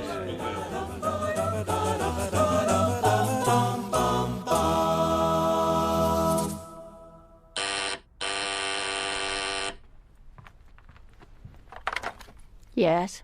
Alice, it's Barney. You better come up.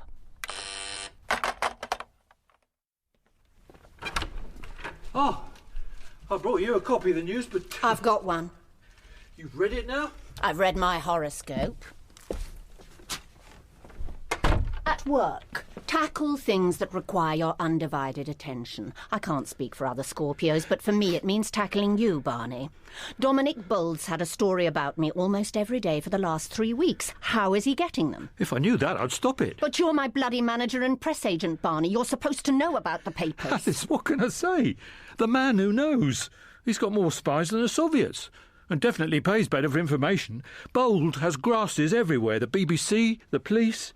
He's obviously got someone in Princess Margaret's set from the stuff he keeps running about her. How much does he pay you, Barney? What? You're a double agent, aren't you? Oh. I pay you to get the stories I want about me in the papers. He pays you to give him the ones I don't want printing. It's a perfect arrangement. Why didn't I work it out earlier? This is ridiculous.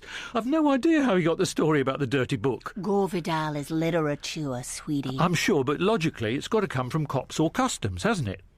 I'll talk to Dominic Bold. But I want you to stop talking to him. To see if I can get a clue who his snoops are. We're all at the movie premiere tonight. If they let you in. That'll be the BBC car. You're rehearsing the New Year special today? Yes. The theme is resolutions. I might resolve to make some changes on the payroll, Barney. My New Year resolution is to balance Britain's books. Oh, Mr. Wilson. I'll tax the pennies you got hid in crannies and in nooks. Oh, Mr. Wilson. My New Year resolution is to bomb those commie gooks. Oh, Mr. Nixon. We'll hunt them in the jungles and hit them with our nukes. Oh, Mr. Nixon. One's New Year resolution is to enjoy 69. Ew, Princess Margaret. With nice young men with whom one often spends one's time. Oh, Princess Margaret. My New Year resolution is to buy a dirty rag. Oh, Mr. Murdoch. And make it even filthier with all my Aussie swag. Oh, Mr. Murdoch. Okay, gang. Can we just stop it there before we get into Ted Heath? Behave, Danny. Alice, sweet, I don't remember that line about 69 at the table read-through. It went in later, Sydney. Well, it's coming out now.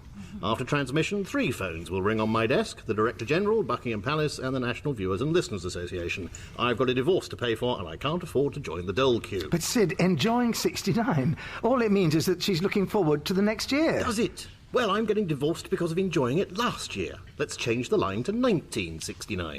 Too many syllables, Sid. Well, I've got a monosyllable for you, love. Tough. Sorry to interrupt, but there's a call for Mr. Carlton in the gallery. I told Liberace not to call me at work. OK, make it quick, Danny. Alice, while he's gone, give us the Merry White House lines. My New Year resolution is to rid TV of dirt. And Danny says, oh, Mrs. Whitehouse. All those bloody actresses who strip and swear and flirt. Alice, we can't have her saying bloody. It's the red phone, DC. Thanks, love. Danny Carlton. Danny, Dominic Bold. Oh, dear. Does it have to be? Danny, do I catch you camping, forgive me, vamping it up in rehearsals for Alice in Blunderland? Can we make this quick? I'm working on the character of a smug and slimy gossip columnist who gets everything wrong. You're not half good-looking enough, matey. Listen, Danny, a little bird tells me you're keen to go solo. What? No, I should make it clear that isn't a sexual reference. The word from a little bird is that you wrote to the BBC head of Variety, saying that this would be your last series as, where's my shorthand pad, underpaid sidekick and psychic crotch to Alice Morney. Now, apparently, you've demanded co-billing for the next run, although Alice and Danny in Blunderland doesn't quite have the ring, does it? Or, I've got it here, a substantial pay rise that recognises that's your vital role in keeping Miss Alice Morney in work and in tune. Who gave you this? A straight, as it were, confirmation our libel lawyers will be pleased. I expected you to wriggle more. Words you may have heard in a different context. Everything I've said was off the record. Oh, you can't do it from the back with me, Danny. You have to say it's off the record from the beginning. I've said it now. Anyway, that correspondence was private. I'm never sure what that means these days. Have you seen O Calcutta yet? All those people on stage showing what used to be called their privates. Will I be seeing you tonight? I hope not. Oh, I saw you down for the movie launch. Perhaps they've thinned the list. No, I'm going. And psychically supporting Miss Morney as well? Why ask questions when you know the answer? I think we'll leave that one as rhetorical. Coincidentally, I've got another story about her tomorrow as well. Copy takers? Yeah. This is Dominic Bold with a new top for the diary running lead. First par.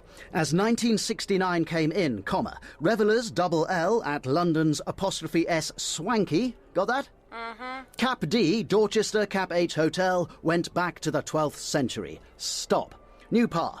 Stars, plural, including Busty, Cap C Carrie, Cap O On, Cracker, Barbara Windsor, and Cap B Beatles, Stickman, Cap R Ringo, Cap S Star, double R, enjoyed roast oxen, OXEN, and syllabub, SYL. Do you think I'm stupid? No, I don't think you're stupid, love. Syllabub on a menu reflecting the setting of Cap O Oscar-tipped blockbuster Caps for title The Lion in Winter. New par, open quotes. I signed to play a queen, stop. Tonight I am being treated like royalty, close quote. Legendary Cap H Hollywood actress Cap K Catherine with a middle E, Cap H Hepburn, exclusively told me stop. Ends. Thanks, love. Can you add a note to backbench that I'm moving in on Peter O'Toole and should have something for the 1 a.m? OK. Sorry, love, pips are going. Cheers. More phony stories, Mr. Bold? What a foaming tankard you've got there, Danny. Oh, do you know that you're making a lot of people extremely unhappy? I suspected it, but thank you for the confirmation. Where are you getting this stuff? Is it Barney? Who the devil is Barney? Have you seen the paper yet? How would we? We'll stop the cab at the station on the way back. I have news for you in two senses. Our canny Caledonian editor, Gordon Bannock, having paid the Union so much to update editions through New Year's Eve, is having them handed out to the great and good at midnight.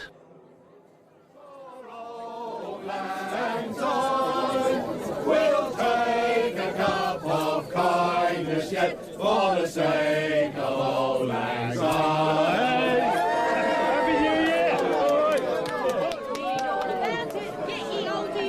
Barney, grab one of those girls in fur coats with the papers. Mead all about it. I'll take 3, love. Mead all about it. Get ye oldie morning you. Here it is. Well, they've used an old picture, which is something. Second lead after his shtick from this shindig. When the talkies came in, silent film stars panicked about whether they had the tonsils for the new cinema. Now the nation's favourite funny lady, Alice Morney, 54, faces a similar problem. Does she have what it takes to be a coloured girl? How did they get this, Barney? I have no idea, Alice, I promise you. Sources told Dominic Bold's diary that the kooky chanteuse has contacted Hollywood cosmetic experts seeking advice before her top-rated show, Alice in Blunderland, has its first colour series on BBC One this new year. Terrified that the bright new TV dawn might show her wrinkles, unmarried Alice... Oh, not that one again! Let's see what he's saying about Danny. Alice, it isn't how it seems. He's twisted things, sweetie. That's what he does.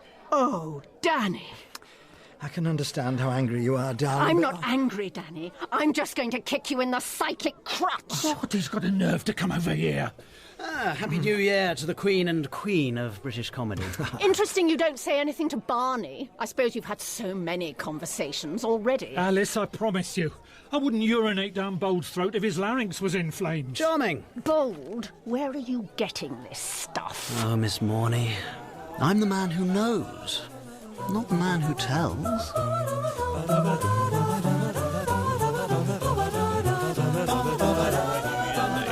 Good morning, gentlemen and lady. Ted. Scores on the doors. 22-page paper at the moment, but Pontins have come in with a full page for their £10 for a four-person chalet offer. And advertising have just broken the news to Batlin. So, watch these spaces. Dominic. I'm imagining the worst. Dinnerford's Magnesia Gripe Mix have come in with a 12x3 on the diary. Such an awkward shape. Might do something for your griping, Dom. Children. Prospects, please. News. We're following up the BBC leak on Mrs. Castle's employment white paper. She's offering a 2-month cooling-off period in disputes and more worker directors. The government is stepping up the inoculation programme against Mal flu. Oh, God. I'm convinced that's what I've got. Yes, you just need a little prick, Tubby. Our boys in blue are up in arms. They've been banned from buying houses in some parts of the country because of a glut of police homes. And a national survey has shown that the colour code for milk tops is being widely abused. You're not serious. Yeah, now what it should be is Rosie. Just because I'm a woman, I've no idea, Andy.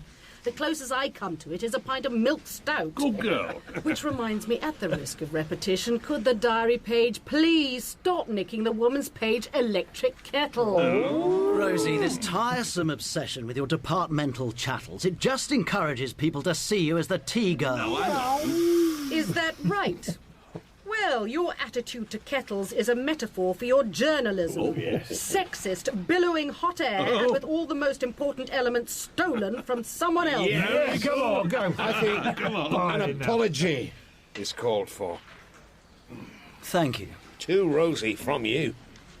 Seriously? Yes. I'm sorry I misread the situation here. I suppose that will do. Now, one of you chaps had the lowdown on milk tops. Yes. Andy. Gold should mean Channel Islands and South Devon, silver pasteurised and red homogenised, but in a lot of places it does. We got our blokes out on milk floats all over the UK this morning. And things are coming to a head in the fight for the news of the world. This paper's backing Maxwell.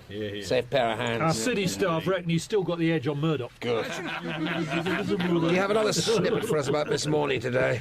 Barney Hamilton, her manager, has already been on the phone this morning threatening me with a writ from Lord Goodman.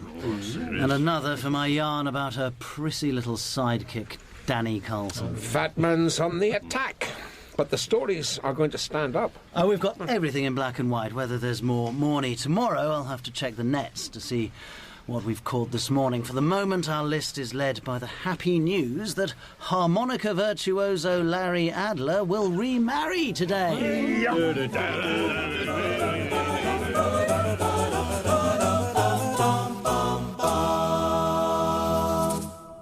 I have a pipe dream. Oh, pipe down, Harold. I have a pipe dream that one day, on the hills of Huddersfield, the sons of union leaders and the sons of factory owners will sit down and eat their snap together. I told you to pipe down. I have a pipe dream that one day our children will be judged not by the colour of their money, but by the content of the...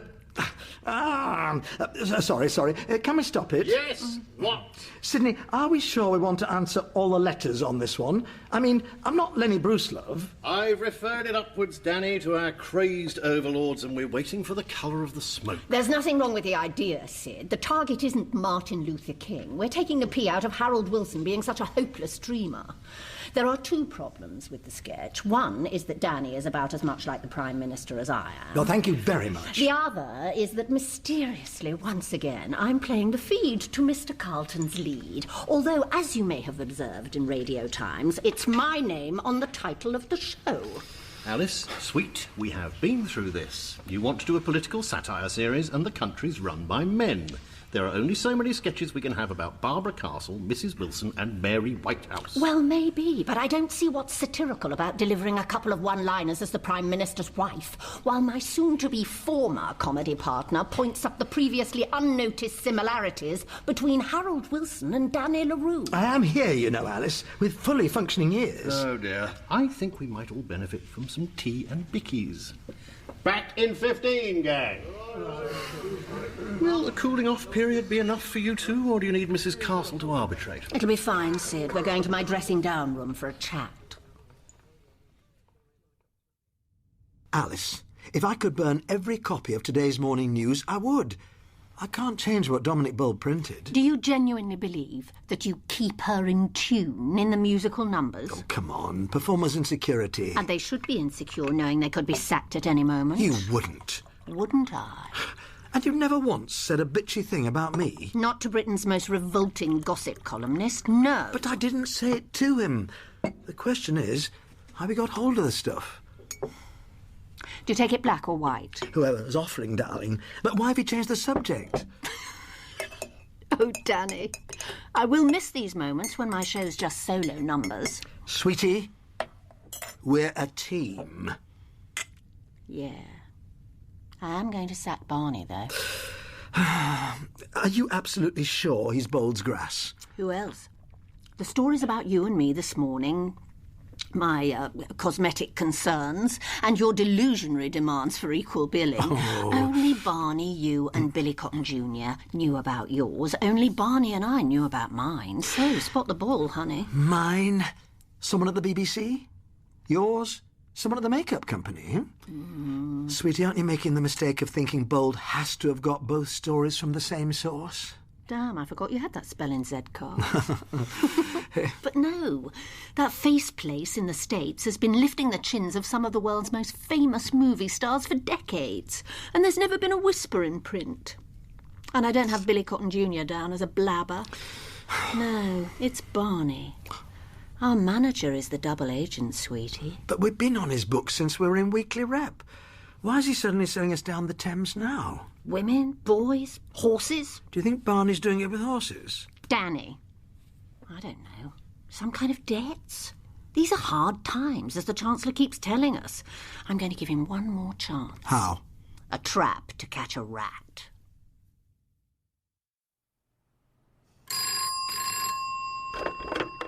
Barney Hamilton representation. You may not want to talk to me. I seem to be. Rosie Pilks, Women's Page Editor, Morning News. Happy New Year. Hardly. And no comment, whatever it is you're asking about. I'm ringing about your clients, Alice Morney and Danny Carlton. No comment. No, it's not a story. I'm just confirming the arrangements for the Great Britain's Awards on Friday. Miss Morney and Mr. Carlton kindly agreed to present them. They possibly did, but that was before Dominic Bold's diary started pouring ordure all over them. We have to work with Dominic. You shouldn't assume we approve of what he does. I will consult my clients about their feelings on this matter and get back to you.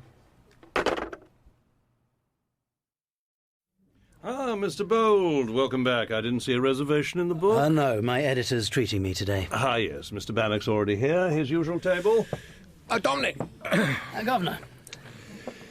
We'll both have the winter vegetable soup and the Dover sole and a bottle of Pouligny Montrachet, 61 with each course. Of course, sir.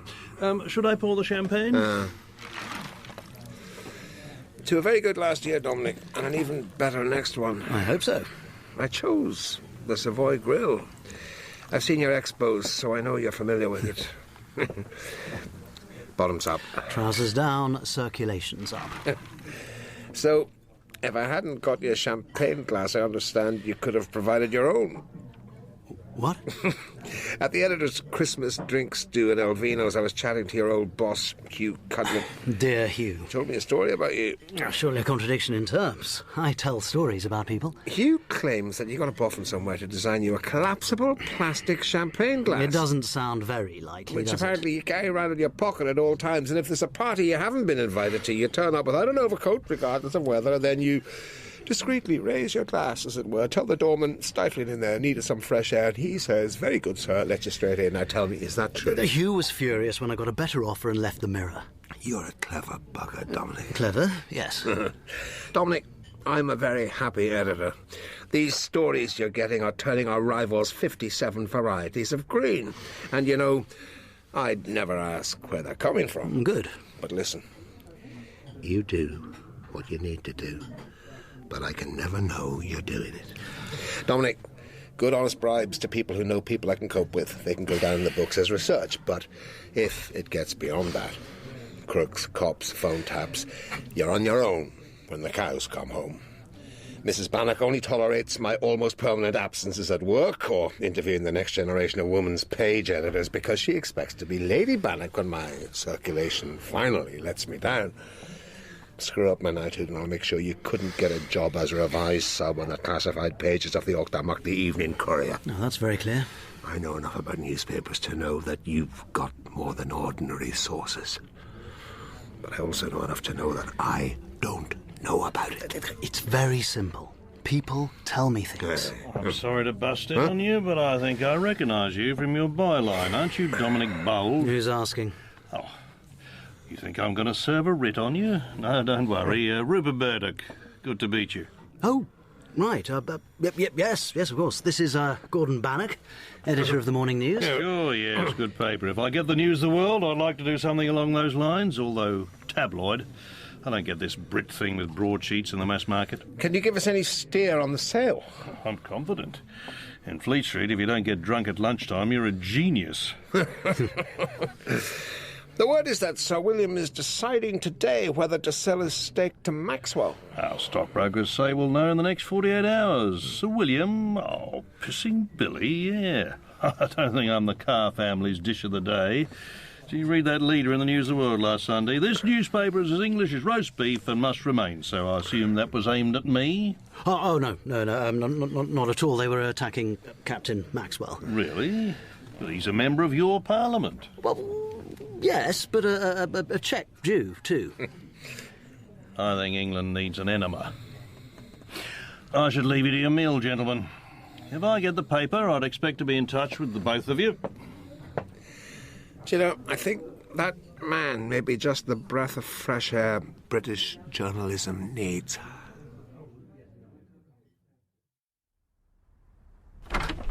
You took your time. Have I been drinking, or did I just see Adam Faith walking the dog? Oh, he's a neighbour. You've got the first edition. Here, sweetheart. Am I in it? You are. What's he said about me? You look. Page 9, next to the ad for Hills Balsam. Oh, perfect. Darling, did you secretly provide tambourine and supporting vocals on the Bonzo Dog Doodah Band's top 5 hit, The Urban Spaceman? No, of course I didn't, honey. So why has Bulb printed that you have? Because I told someone that I had. You told Bulb? No, someone I thought would tell him, and I made sure it was something only one person knew. That'll be him. I asked him to come round. Darling, it's like the Ipcris file. Hello? Hi, it's Barney. Good evening, Barney. Should I come up? No, you shouldn't, because you're fired. Wow. I've trapped my rat.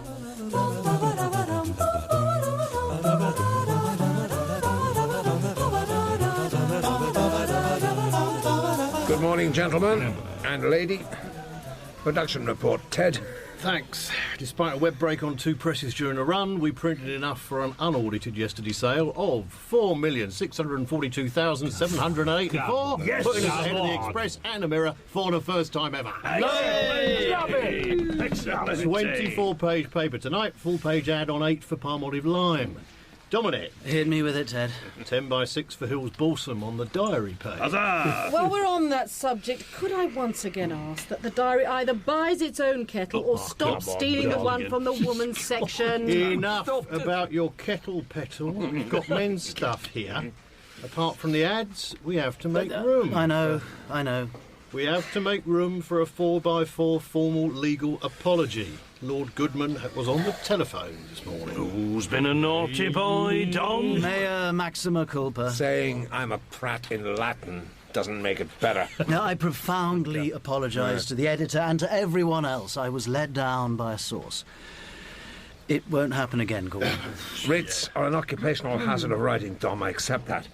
But if I'm to take my toothbrush to the High Court, I want it to be for Ted Heath's secret trysts with Jeremy Thorpe. Not some piece of bumfluff about whether or not a comedian collaborated with a pop combo. I know. Legal tells me Lord Fatman is claiming aggravated damages because of your history of malice towards Miss Morney. You need to watch it, son. Point taken. OK. Prospects. News? Yeah, the conclusion of the fight for the news of the world expected tonight. Could be late, Ted. We'll need open pages. Yeah, sure. The word sur la rue is that the Cars will sell their stake to Murdoch to see off Maxwell. Just on that, Gordon. The woman's page has spoken. Now how do we shut it up? Let Rosie speak. Teacher's pet. Class dunce. Children. Oh dear. Children. Rosie. This paper's editorials have always been pro-Maxwell until today, when there's all this plop about a breath of bracing Australian air blowing down Fleet Street. As Andy says, we think Murdoch will win. Papers should back winners. Oh, because the whisper in Elvino's is Rupert's offered you a job if he gets it, Gordon. Oh, I don't expect this from you, Rosie. What do you expect of her? Dominic, I hire and I fire. Andy, anything else? 440,000 doses of Malflu vaccine now circulated, according to DOH figures. And the GPO has warned Britain to expect a lengthy postal strike. Seriously? No one told me this. You can't expect Mrs. Castle to ring you up personally about every industrial dispute, Dom. So sentimental about letters, Dom. Why? Well, what'll we do if the posties come out? Do what we did last time. Write even more of the Your Correspondence page ourselves. That's the spirit, Tommy. Sport. Watford says, hands off our manager Ken Furphy. Everything else is snowed off. Dom, what have Diary got for us? Alice Morney and Danny Carlton were secretly smuggled aboard Apollo 8 on Christmas Eve. I have an exclusive that axed take-your-pick host Michael Miles fell and broke his leg yesterday running for a train. Open the box! And we're following a lead that Alice Morney has sacked her manager. Take the money!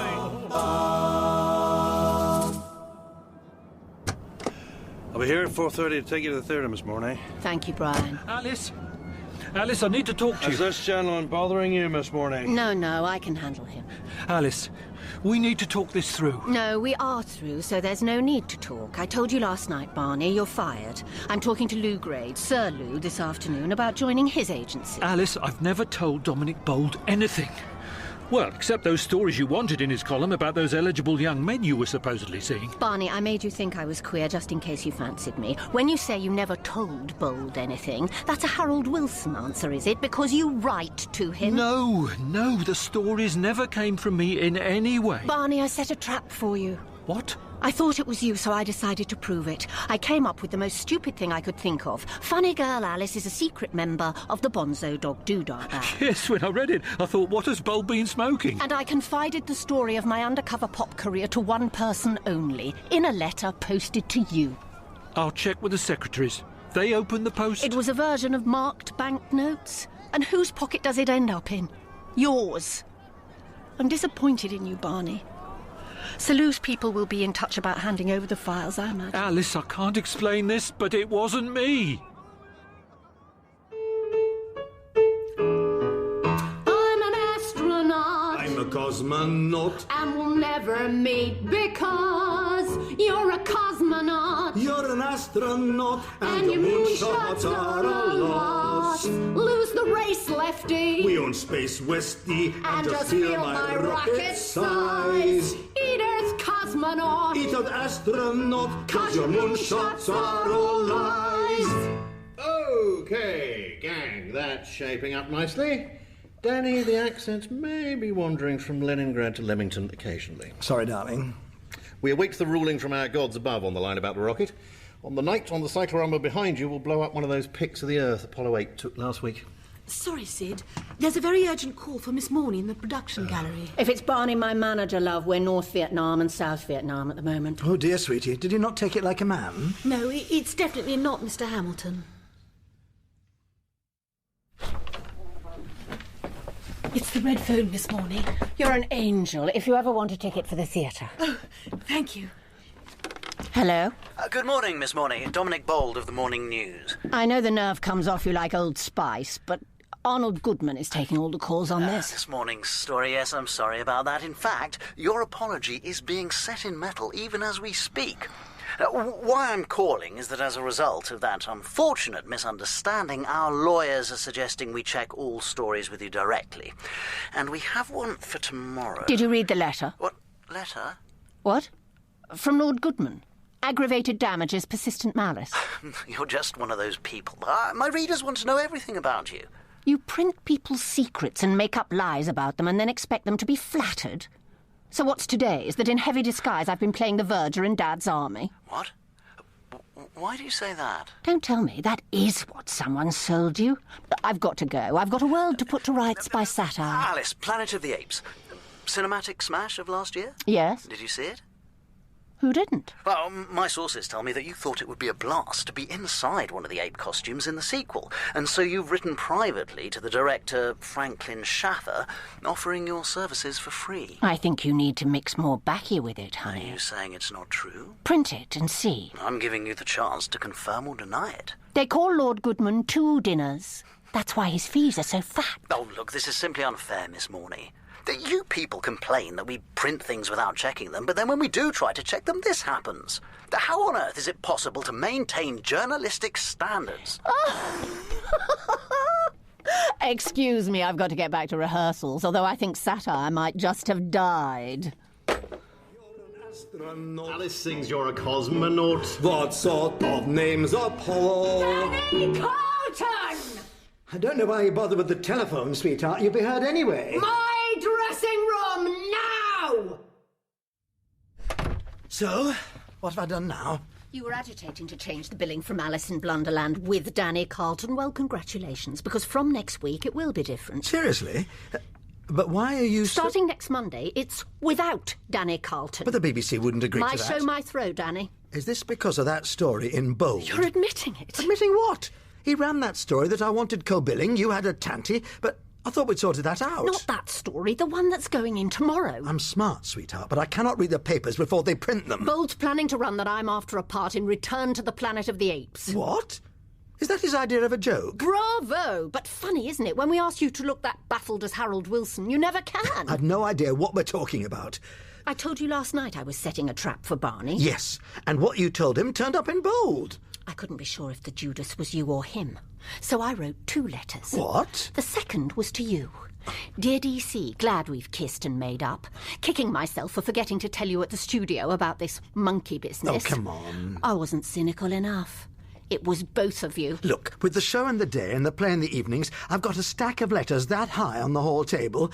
Don't I always say I need a secretary, like Noel Coward? If you were this good at acting on television, you'd have got co-billing by now. Get out. And hand in your career at the door. Sir, madame, let me fill your glasses. Chef is just perfecting your hors d'oeuvres.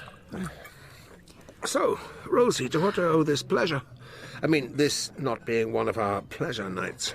I've had another offer, Gordon. Oh, my hands are tied. No, and not in that way. One Mrs. Bannock until death, I've always said. Not that. I can take you or leave you, mate. Work. Oh. Express or mirror? The latter, but I'm sure the former. More money? Of course. But the point is, they've offered me the diary. The first female Cassandra. I suppose there's a ring to that. Sweetie, I can get you more money. Sack Bold. Are you a crazy lady, Rosie? Have you seen the stories Dominic's bringing in? And you want to know how he's getting them? No, I very much do not. I've worked it out. Calling him a great journalist is like saying the great train robbers are careful savers. Rosie, if your price is that Bold goes, then I'm afraid you go.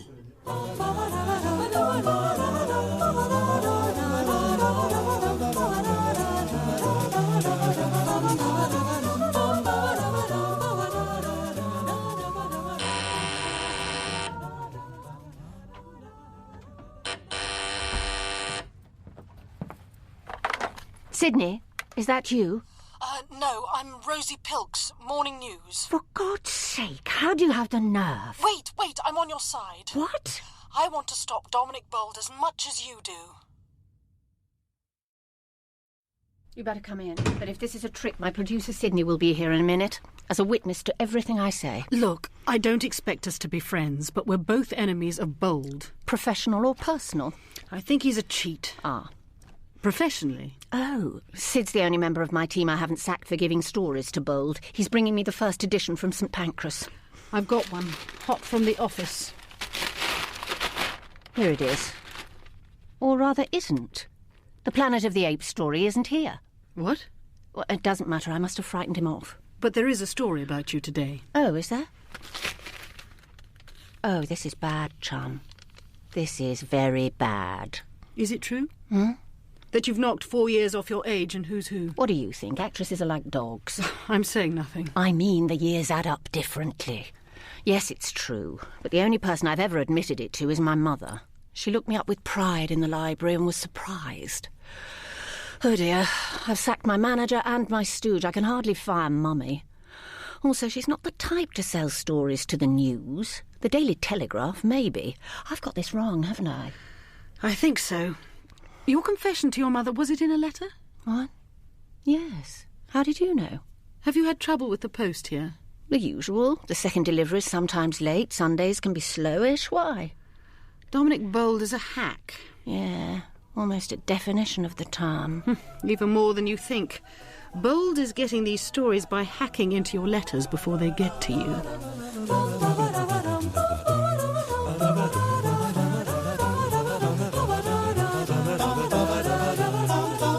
Good morning, gentlemen. Your lady this morning. Problem with women in the workplace. Time of the month, is it? Rosie is down at the Savoy for our Great Britain's Award. Lucky Rosie. Where the more presentable among us will be joining her shortly. That rules me out. Ted, the autopsy report. Right. Thursday's unaudited was 4,644,741. Yes. Putting us ahead of the Express Yes. and Mirror for a second. 2 days in a row, boys. Well And done. Come on. I was glad we got the 3 a.m. extra with the Australian reaction to the Murdoch story. Yeah, and if plagiarism is the sincerest form of flattery, our diaries here should be burning. All of our rivals repaged at midnight to steal Dominic's story about Alice Morney knocking all those years off her age. Guys, it was nothing. Yeah, if only it cost nothing. Prospects. News? We'll be following City and Fleet Street reaction to the News of the World sale. Some great pics from the Murdoch victory party came in too late for the splash last night, so we'll run them today. We've got a smashing one of Rupert's missus in a pussy pelmet dress, legs up to her ears. Have you got it on you? And Welsh Nat's nutters have covered English road signs in red paint overnight. Pics of that as well. Yucky da. Okay. Diary. Dom, love the story about Miss Morney winding back the clock, but I do hope this won't affect her appearance at the Great Britain ceremony. Well, Chief, slightly hard to establish since she sacked her manager. But the word through the BBC is that she's turning up. And so is her former co-star, which should be interesting.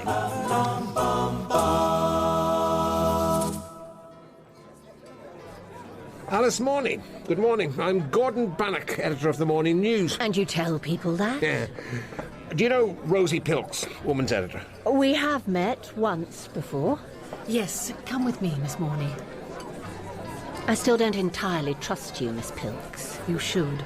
Just do what I say and Dominic Bold is finished. Is he here? If he isn't, he will be. He's presenting one of the awards. Good.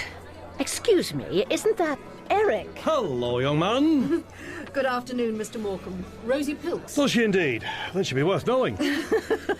Thank you for presenting Nurse of the Year. Do you have the citations? No, I always walk this way. By the way, young man. Yes, Eric. We shall be in touch. Our writer's working on a Cleopatra sketch, and you have the body and face of a perfect Antony. Behave. Oh, you know your sidekick, Danny Carlton? Yes? Do you owe him money? No. Good, because he's coming up behind you. Oh, my ex-sidekick, actually. I sacked him. Don't tell Ern, young man. He'll get nervous. Danny. And Barney as well. Alice, I'm sure you were hoping I wouldn't turn up for this gig. No, look, No, I need the money, honey. This afternoon I'm auditioning for a corpse in General Hospital. No, look, I owe you both an apology. And your jobs back if you'd have them. I know it wasn't you who gave the stories to Bold. Hallelujah! What's brought this on? This morning's story couldn't have come from either of you. I didn't read it. Nor did I. Of course you did. Saved us some money on candles every year, though, lovey. Very funny. I brought this for you. Look, whatever you'd written, I think we can forget it. No, when I got in last night, I finally went through my post. This is the letter you sent me as a test with the false story that ended up in Bold. Listen, the point is... It's been steamed open. Stolen my punchline again. You knew this? Not until just now. How? I met a very good reporter whose kettle kept getting nicked. Bold.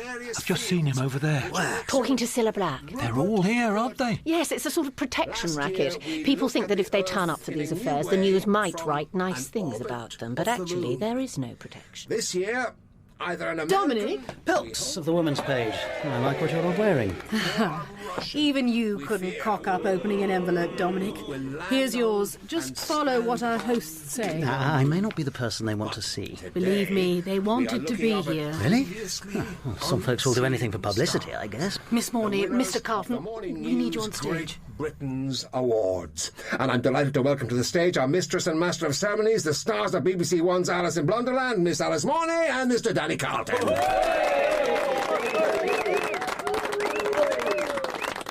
Good afternoon. Just before we start the awards ceremony, a quick news bulletin. Commonwealth leaders are due in London this weekend for the Marlborough House Conference. Among the subjects on the agenda is Rhodesia, which is named after the man who discovered it, Cecil Rhodes. For some reason, the man who discovered Littlehampton asked for no publicity. A government committee of inquiry under Lady Wotton recommended this week that the penalties for possession of cannabis should be reduced. The Prime Minister, Harold Wilson, said... I didn't think it was backy in this pipe, did they?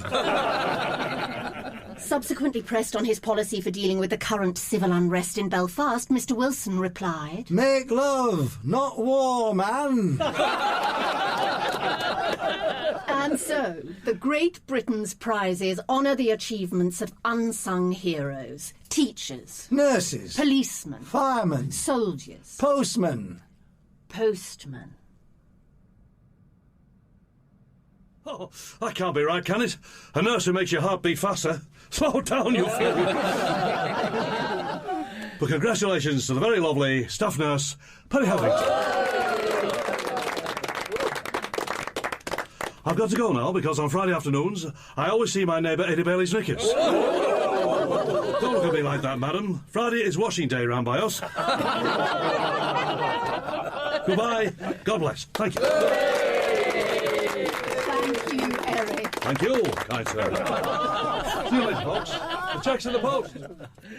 For our next prize winner, it's certainly going to be a red-letter day. It honours someone who spent years in post. To present the next prize, please welcome to the stage a man who this morning accused me of shaving years off my age, which is nothing to what I'm planning to shave off. The editor of the Morning News diary page, Dominic Bold. Thank you, Alice, my very old friend. Mr. Bold, if you could read the citation, please. It's on the back of the envelope.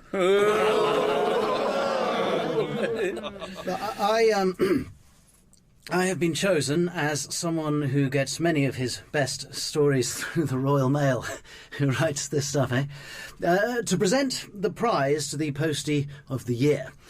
Someone whose work this year has gone well beyond the duties his superiors demand of him. The Postie of the Year is... Kevin O'Brien. Thank you, boss. Who think we'll be meeting here, eh? How very good to meet you. Congratulations.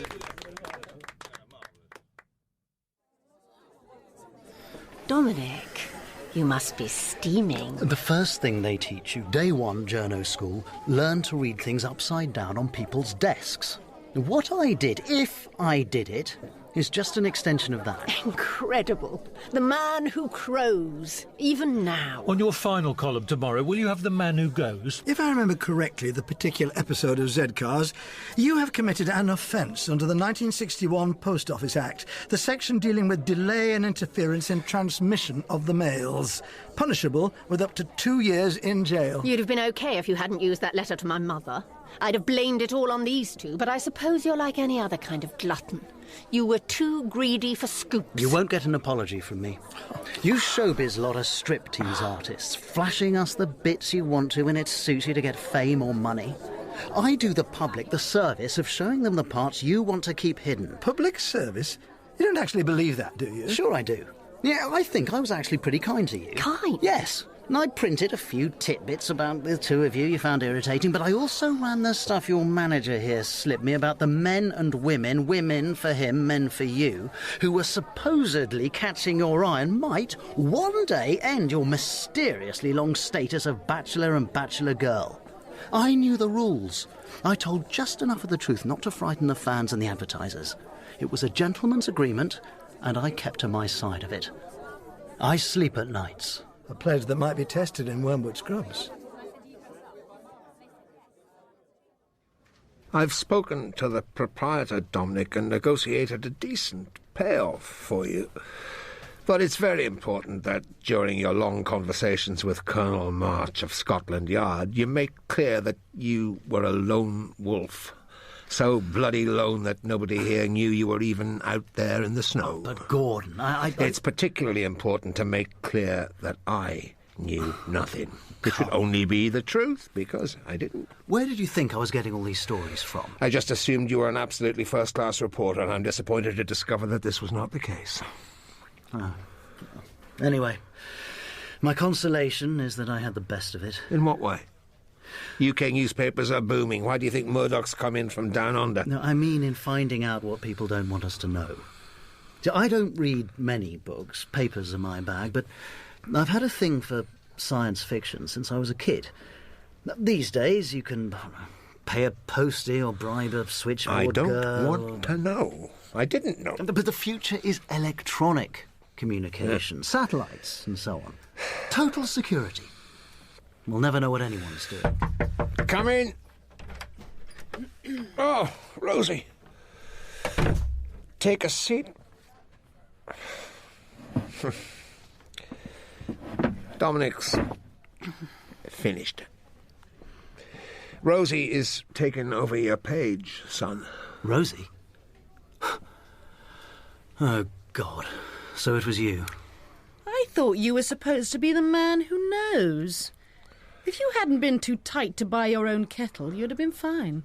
But one day I thought, if they're actually drinking that much tea in there, well, you had to be using it for something else. And if you'd stuck to making cups of tea, love, I'd be fine.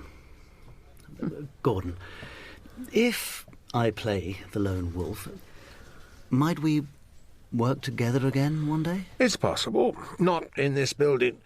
But who knows how long I'll be here. Murdoch has invited me to lunch. If he doesn't offer me the news of the world, it might be something else. He's got big plans. The word is he's going to buy the Sun next. Rupert is the future.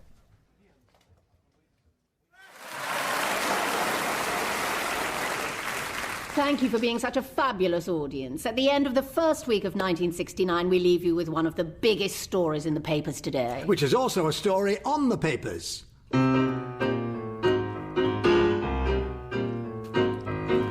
Listen to the news of the world. The future has unfurled. Maxwell's cheque was bounced. By Murdoch he was trounced. They call it news of the screws. A name it's unlikely to lose. So if you're a cleric who's choir angelic, change a young someone you see after even song. Oh, you're running a borough and not being thorough. With every account, your problems will mount. If rules you like to flout, Now Murdoch is about. We'll warn you, have no doubt. Look out, look out, look out, look out, look out.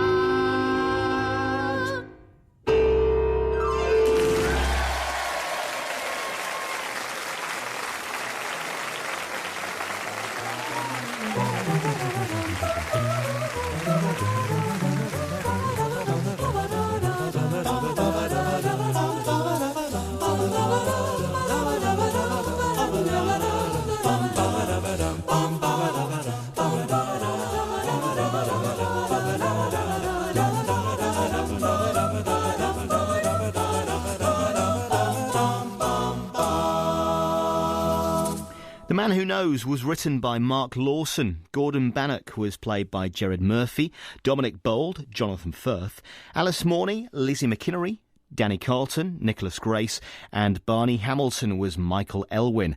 Ted Reaney and Sidney were played by Neil Brand, Rosie Pilks, Izzy Van Randwick, and Tubby Mariner and Simon D by John Glover. The song lyrics were written by Mark Lawson, with the music composed and performed by Neil Brand. The director was Owen O'Callaghan. The Missing Wife by Peter Worley, a psychological thriller set in the suburbs of Manchester. When Mark's wife goes missing, he thinks she will return. Just why has Denise Telford disappeared from her own house one summer's evening? Can she really have walked out on her married life, leaving Mark devastated and forlorn, or might there be some other, more sinister explanation?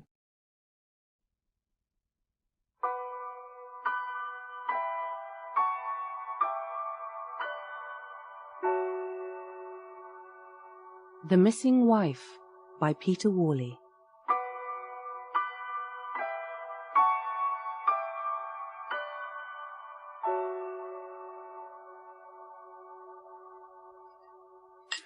G&T? Please. How's your day been? Lousy. Out of 4 clients I was supposed to be seeing, only 2 even bothered turning up. Do I have to do anything about dinner? No, it's all done. Hello? Oh, hi, Paul, it's Mark. Oh, hi. Haven't got Denise there, have you? Ah, sorry, no, hang on. Have we seen Denise? It's Mark. I haven't, no. Sorry, old man, can't help. Oh, never mind. I'm sure she'll turn up.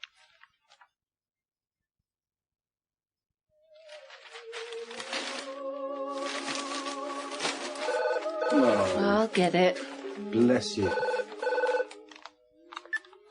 Alison Cullen speaking. Alison, hi, it's Mark. Oh, hello. I'm sorry to ring so late. I rang earlier asking if you got Denise round there. Yeah? Only, she's still not home. I know it's silly, but I've tried everyone else. You've not heard from her, have you? Nothing. Oh, well. Might there be something on at school? Problem? Oh, it's marked and he still hasn't turned up. Oh, dear. That was the first thing I thought of, but no, I've just spoken to the head. In fact, it turns out she left promptly at 3:30, which is a rare thing for her. Well, maybe she's left a note somewhere? No, I've searched high and low. Nothing. Look, why don't we come round? I'm sorry, I'm ruining your evening, aren't I? Oh, don't be silly. Now, have you eaten? Because we've heaps left from dinner. No, I made myself a sandwich, but let me offer you a drink. Oh, won't say no. Actually, Paul had a thought on the way round. You sure the phone's working? I mean, I know you can make outgoing calls, but... No, it's not the phone. No? I've had people phoning back when I've left messages. There we are. Cheers. Thank you. And is that Denise's car on the drive? Yeah, it was there when I got back. It might have been there all day, I don't know. See, sometimes she'll walk to school. I've seen her. So she could have done that, or gone in the car, then come back and gone out again without it. And there isn't a bag or a pile of books that would... There's bags and books all over the place. Too many to tell me anything. Oh, Mark, this must be awful for you. Well, beginning to be. Hate to say this, but have you rung the hospital? And the police. Nothing. Oh, well, that's encouraging. Just can't think what else I can do. Is it possible something's happened to one of her family? I mean... Well, I've rung them as well, including her mother, which I didn't want to do because she's the sort who panics, even when there's nothing to panic about. So now, of course, she's panicking like mad. And you've rung friends, colleagues... Been through the book. Of course, everybody has a different suggestion. She'll be playing badminton. It'll be quiz night, parents' evening, and I know, all right, she never stops, always out doing something, but she always lets me know. Usually more than once. Just so I won't be, well, doing what I've been doing tonight. The best thing is to sit tight and wait for her to walk in. Which will probably happen any minute. Oh, and we haven't had a row. It's not that. No. Well, you must be wondering. I know I would. But honestly, we've been fine. Just last night we were talking about starting a family.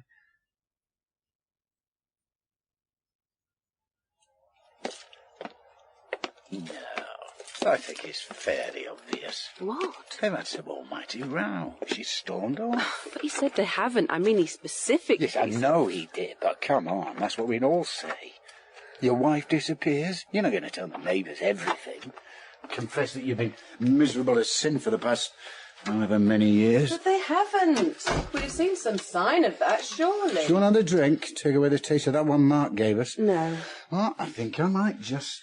And anyway, if they have had a row, which I don't believe, why would he be doing all that ringing round? Because he knows why she's gone, but not where. Well, perhaps, but he'd hardly be ringing the police in the hospital, would he? And who says he has? He did. Precisely. Yeah, well, I can't prove it, but I still say if I've ever heard anybody telling the truth, then Mark is. You only have to look at him to see he's worried sick. And all I'm saying is there's no mystery as to why. They've had an almighty row, and she's walked out.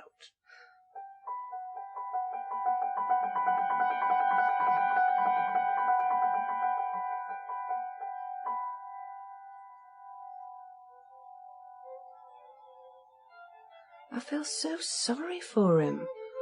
3 days waiting by that phone. Thought you said he'd been going to work. All right, but in the evenings he's there. Like he must be now. Why don't you go round? See if he wants someone to talk to. Because he might. And then I'd have to listen. Well, then I'm going. And if he hasn't eaten, I'm going to invite him round here.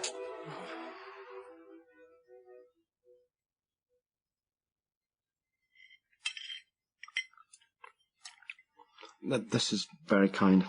I'm sorry we're just going to sit and watch you, but we had ours earlier. No developments on the Denise front, then? Nothing. No, I just think... Well, I don't know what to think. I just have this feeling that I'm never going to see her again. Don't say that. No, I don't think you can say that. Now, to be quite frank, old man, yes, she might have gone. But also, she might just as well walk back in tomorrow. Until you know the whys and wherefores, you just can't say. Nobody can. No. Well, you read about these cases, don't you? Woman out on her own, attacked for no reason. If that were it, then somebody would have found her. Absolutely. The more time passes, the more you can be certain that that's not what's happened. So what has? We none of us know. Which is why we mustn't jump to conclusions. Anyway, how are you? Because you've got to think about your health through all this. Oh, I got some sleeping pills from the doctor, which don't work. And something he calls beta blockers, which are supposed to calm me down.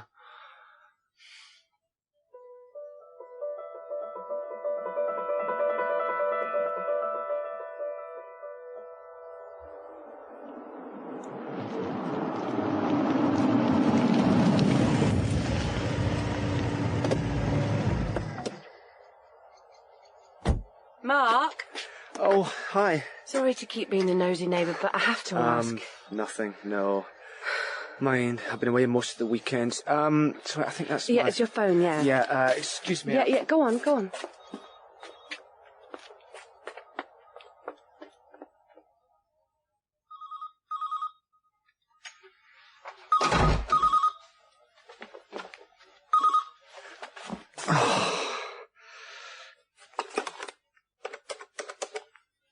You were called today at 19:23 hours. The caller withheld the number. Damn. Which is based on material from 4 of his successful... You here all day? All day. Head down over barn conversion. This car's still there, isn't it? What? Yes. What are you doing? Just seeing if he's all right. I think we know that he's not. Never been less all right from what you were saying. I mean, what's ringing him supposed to achieve? Hello? Mark, it's Alison. Oh, hi. Just wondered how you are. Oh, okay. On my way out, actually. Off to work. Well, I won't keep you. Let us know if you hear anything, won't you? I will, yes. Bye.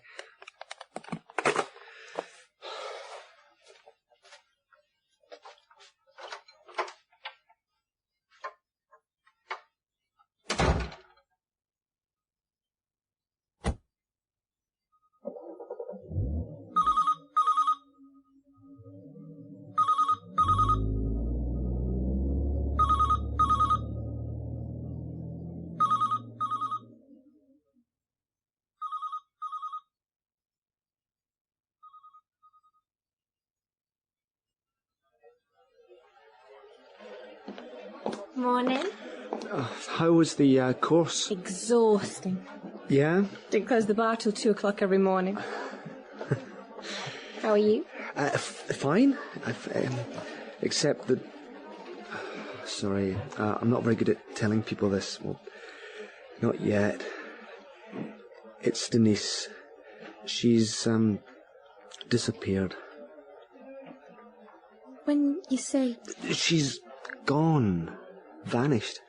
A week ago today, I got home, she wasn't there. Since then, not a word. Mark? But listen, this is for your ears only. You know what this place is like for gossip. Have you been to the police? Going this morning.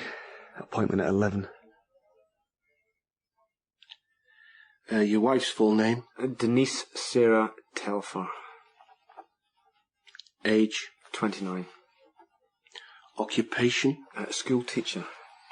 Same address as you, obviously. And the last time you saw her was? Last Monday, the 12th. Time?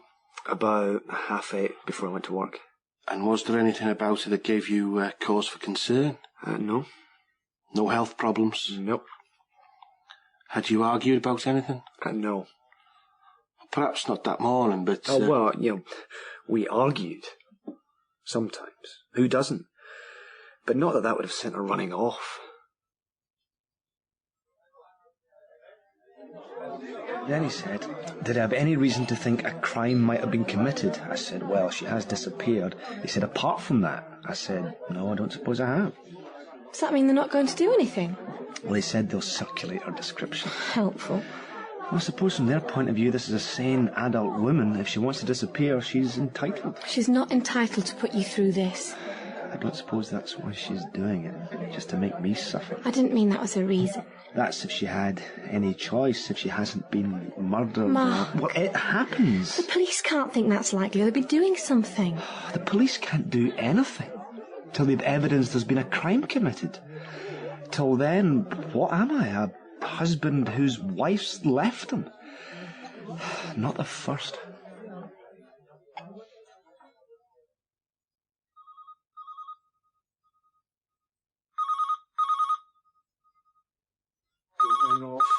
Don't ring off. Hello? Mark, it's Ray. Hello. Any news? No. I went to the police this morning, but... Only I was wondering, on account I've been trying to ring you. What, last night? And this morning, yeah? Yeah, all right. No, it's just that I've been at work and... Well, look, will you be in tomorrow if I come over? Say about 6 o'clock. Yeah, I will be. There's some things I'd rather not say to you on the phone. You look terrible. In fact, I don't know what you're doing here. You should take some time off. So I do what? Go home and just sit there? Yes. Can't. I spent last weekend driving around places we used to go, thinking I might spot her, which I know is ridiculous. But I can't just sit there doing nothing, and if somebody tries to make me, then I'm going to go stark staring mad. Which I'm probably doing anyway. No, you're not. Now, one thing happened. I got a phone call from my brother-in-law. Says he wants to talk to me. Denise's brother? Yeah. Was he close to her? Is he close to her? Sorry, that was awful. No. Talking about her. No, it's okay. Is he close to her? Well, I know she went to see him a few times after his marriage broke up. And he said he didn't want to talk on the phone, so... Maybe, yeah, this is it. He has something to tell me. Would you like a coffee or a Nothing, tea or thanks. something? Well, it's good to see you. Or, well, it would be if it was... Mark, What the hell's going on? What? And I want to know the truth, right? None of this crap about my sister disappearing. I mean, I do know her. This is not somebody I don't know. Well, no. I mean, so, I know that she wouldn't just leave her home, her job, for no reason. I mean, come on. Well, yeah, nobody does that. Least of all her. Well, she may well have had a... My sister isn't stupid. And she doesn't do stupid things, so can we stop farting about? What's going on? Well, I was hoping that... What? That you might have been able to tell me. Is that meant to be funny? Look, all I know, I got back from work and Denise wasn't here. What she normally is, but, well, all right, not always. So at first, I didn't think much of it. Spare me all that. Things had gone wrong between you two, had they? No. Well, something's happened. I don't know. Pride, whatever it is, you won't admit it. Nothing happened. We didn't have a row, we didn't argue, nothing. Look, whatever you want to tell your friends, your neighbours, that's your business. Tell them what you like, but me, I'm Denise's brother. My own mum hasn't slept for a week, worrying herself sick, so don't give me all that bullshit. I want to know. Do you want to look round the house? Why? Why should I want to look round frigging house? Well, you'll see that all Denise's clothes are still here. And her personal things, items that she'd have never left. Unless she wanted to leave you and everything else that reminded her of being married to you. That's why she left them. Well... and maybe you beat her up, is that it? You beat her up and she ran off. Wouldn't have time to pack then, now would she? I think you should go. Not until I find out what's happened to me sister. I've told you. You told me bloody nothing. I've told you all I know. And I don't believe you. Well, that's your choice now. Sorry, but will you please get out of my house? Else what? Eh? You'll beat me up like you did Denise. I don't have to listen to this. You don't want to because it's true. The truth is that she's disappeared, okay? Gone. And if you don't want to believe that, then I'm sorry, but that's all I can tell you. And you told the police this? How she's just disappeared? Gone? Yes. I'm not sure I believe that. Then ask them. Now, if you will excuse me... I might ask them. Yeah, because I'm not going to leave this alone, you know.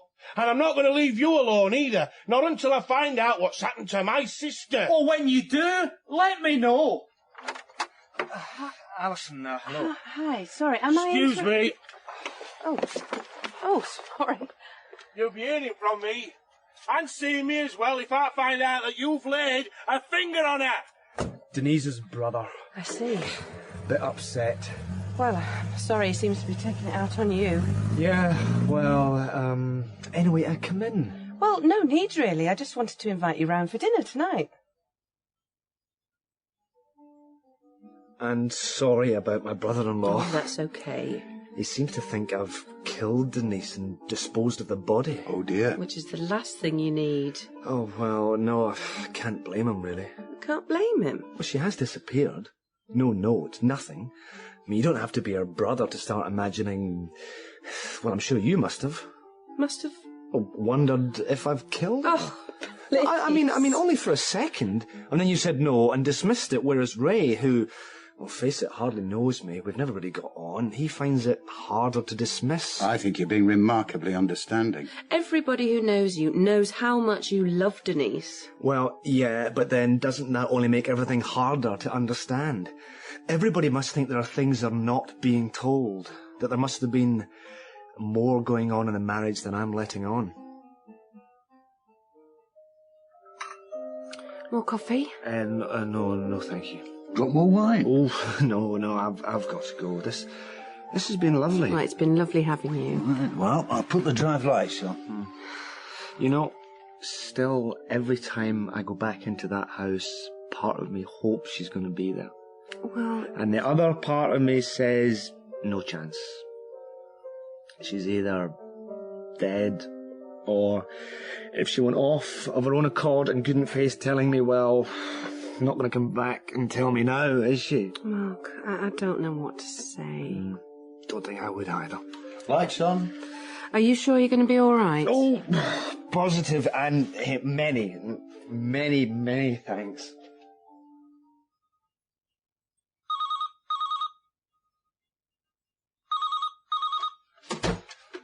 Oh, wait. Hello? Mark, it's Kate. Kate? Oh, hello, yes. Oh, Sorry if it's late. No, I just got in, actually. The neighbours invited me round for a meal and quite a lot of wine. I just wondered what happened with the brother-in-law. Was he able to help? I wouldn't say that exactly, more accuse. Accuse? Seemed to think I must have killed her. He came to see you just to say that? Pretty single-minded as old Ray. Oh, that's awful. You all right? Oh, bit pissed, but otherwise... Do you want me to come round? No. What would the neighbours think?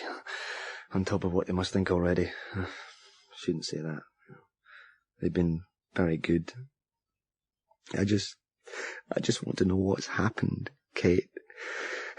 Because I can't go on like this. I can't go on not knowing what's happened to my wife.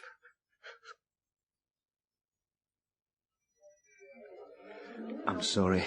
Why? You rang to ask how I am. Well, you told me. Not sure what I said, to be honest. Well, just... But I do know I was what they call tired and emotional. But you had every right to be. Oh, hardly. But anyway, I've resolved that that's going to be an end of it. She's gone. And I'm not going to spend the rest of my life obsessing about where and why. What's the point? I'm not going to bring her back. You don't mean that. No. But I'm trying. And one day I will.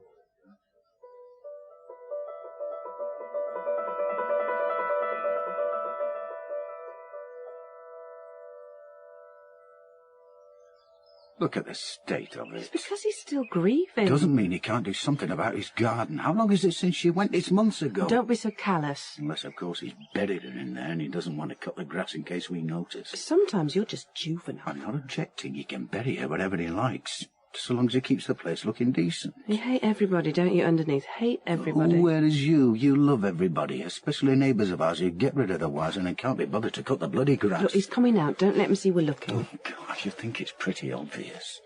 Hello, Mark. Wonderful weather, isn't it? Yeah. Marvellous.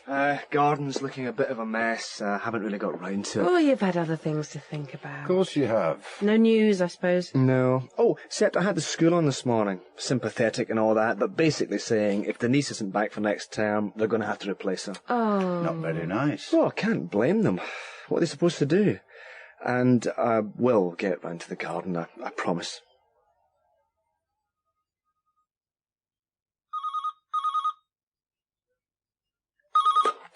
Hello? I haven't gone away, you know. Oh, please. Not going to either. Ray, look, I've had about enough of this. Have you? So you're going to tell me what you've done to my sister? I've done nothing to your sister. Certainly not compared to what she's done to me, and if you keep on with this, then I'm going to the police, I really am. Yeah? Well, don't forget to tell them what you've done. I haven't done anything, and I'm going to put this phone down. Tell them how you killed her. No.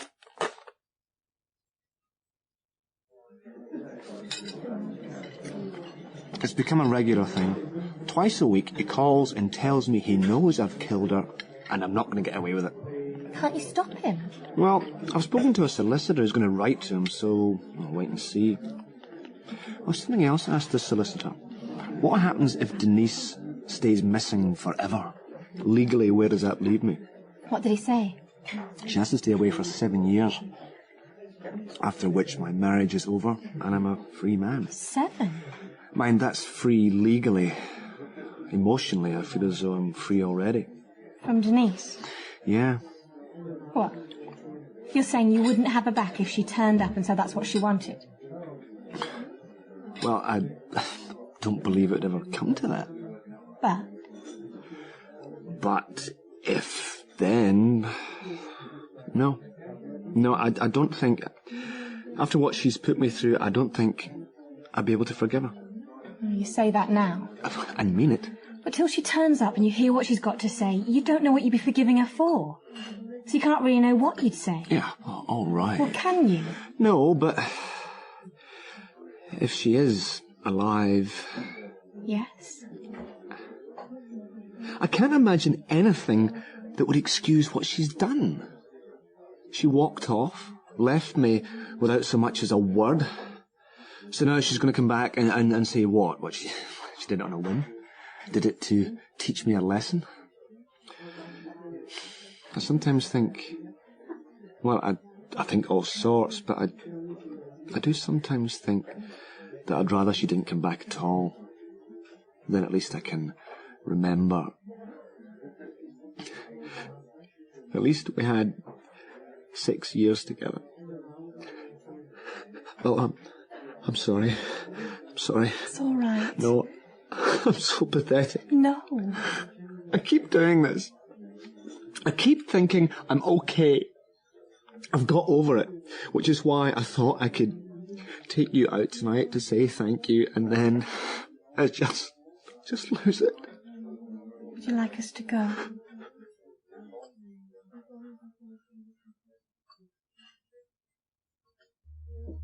Sit down. You've redecorated. Ages ago. Can't have been that long. Well, just after you were here. I think it was, you know, getting everything out of my system. Did it work? Had to. You didn't give me much choice. Sorry, I was... In love with your wife. I know. Anyway, what can I get you? Whiskey? Oh, thanks. I suppose you must think I'm a bit of a fraud. Why? When I go on about how much I've loved Denise and how it's been hell losing her when all the time you know that... well, that I wasn't always faithful. Because Denise was away and you were feeling neglected. And you did make it crystal clear you weren't going to leave her. No, I'd say I had a privileged insight into your marriage, which I suppose is why I never held out much hope for us. There you go. Oh, thanks. I suppose I've been the main item of gossip at work, have I? Oh, yes. And what are they saying? Just how awful it must be for you. Not that I killed her. No, not that you killed her. No one's saying that. Except for my brother-in-law. Because, as you said yourself, he doesn't really know you. Will my car be all right if I take a taxi? Either take a taxi or stay. And it's all right. I shan't be offended if you choose the taxi. No, I'd love to stay. Thank you. You wrote it? Who better to see? You're going straight into work? Well, no, I think I'll go home first, get a change of clothes. See if there are any messages. Mark, you don't have to pretend you're never going to even think about Denise again. Be ironic, wouldn't it? What? If she'd come back while you were here? Would a bit, yes. And don't worry, I won't ask you what you'd do.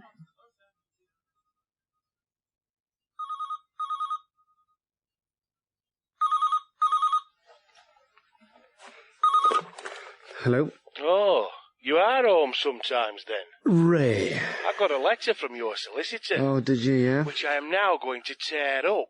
Are you listening? Oh, Ray, you can tear up the letter, whatever. Just what the hell do you think this is going to achieve? It's going to achieve telling you that I'm not going to go away. And I'm going to keep on and on till I find out what you've done to me sister. I haven't done anything to her. Whatever's been done, she did it. She left me. Yeah? And why? I don't know why. Can you get it into your thick head? I don't bloody well know. But there was nothing from Denise? No, just her crazy brother. Still saying... that I killed her, yes. But forget him. Sticks and stones. What if he goes to the police? I'm sure he has. And I'm sure they've said to him what they said to me. Where's your evidence? But anyway, listen, this weekend, do you have anything planned or... Nothing major, just your average sort of barbecue, but I thought if you weren't doing anything... Oh, we'd love to come, won't we, Paul? Love to. But you must let us contribute. Oh, come on, after all the meals I've had here... We'll bring you a couple of bottles. Well, okay. By the way, there's someone else coming. Somebody I'd like you to meet. This is Kate. Kate, this is Paul and Alison. The best neighbours anybody's ever had. Hello, Kate. Nice to meet you. Nice to meet you.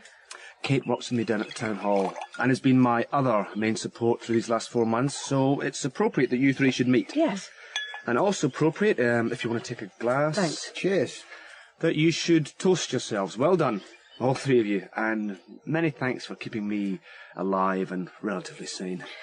To friends and neighbours. Friends and neighbours. Friends and neighbours. Must say, your garden's in good nick. Somebody's put some work in. Boy Scouts. 5 of them. I just sat in the deck chair and supervised. Your garden's lovely, I mean, really. Well, thank you. Well, you must come round and have a proper look. It's Paul's pride and joy. But then, he is an architect, so expect something above average. Oh, you do? Well, I'd love to see it, yes. And Alison, do you have a job? Probation officer. Oh. Which means she wet nurses a load of pathetic individuals who believe that having committed crime entitles them to everybody's attention and sympathy. You think you'd get tired of saying that, wouldn't Instead you? of which, they should be hosed down, have their heads shaved and sent packing. Don't you agree, Kate? Well, you don't have to answer.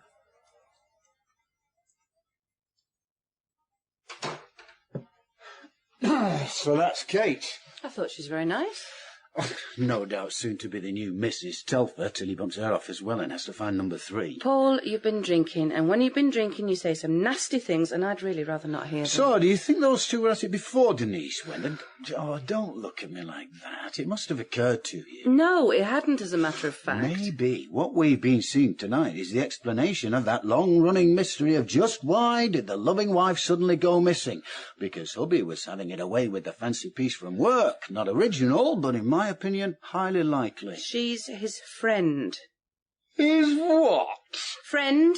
People do have them, not you. Do me a favour. They were itching to get their hands on one another. And yes, I know that in your world everybody's nice underneath, but they do fornicate as well, don't they? I'm not talking to you. I can't stand you when you're like All this. I'm saying is that those two are conducting a relationship. Well, good for them. But we're still entitled to one... Oh, shut up! Shut up! Just shut up! No, I won't be told to shut up in my own house. I'll talk whenever I want to and on whatever subject I choose. Then don't expect me to listen. I'm going upstairs. If I want to speculate about whether good old Mark next door's been having a bit on the side with the missus and found out and that's why she left him, then I damn well will!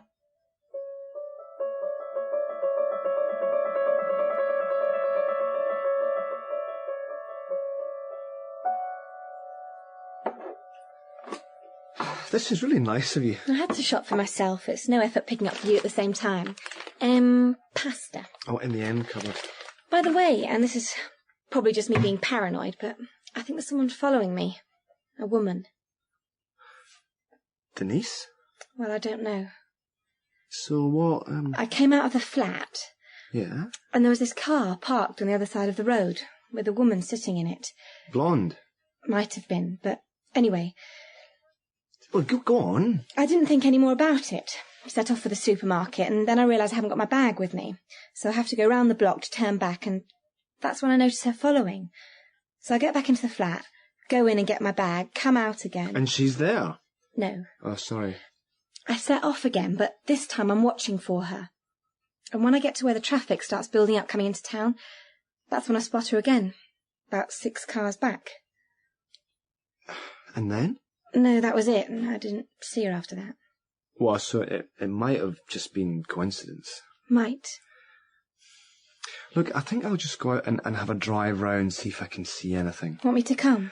Oh, no, sorry. Well, just if it is her. You'll want to see her by yourself. No, you go on. I'll put the rest of this away.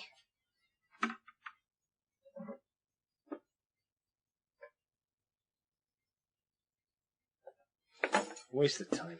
I made some coffee. Cheers.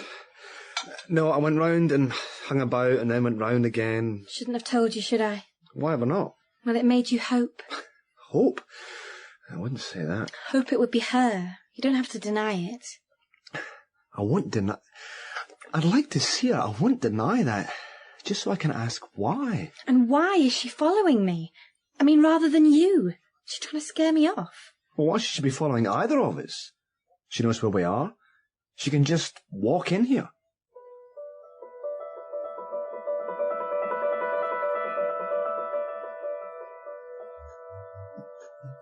Time I was going. You don't have to. Stay the night. I'm not scared of being in the flat on my own, if that's what you're thinking. No. I don't think she's going to attack me. Just thought you might have wanted to stay. Not tonight. Amazing. What? Denise.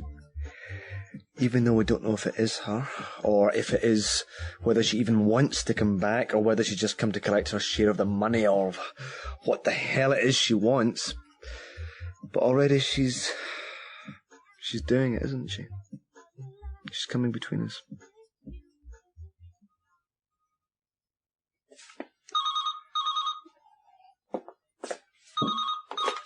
Hello? She's back. Where? Same place as yesterday, parked across the road from the flats. I can see her now. Stay there. I'm coming over.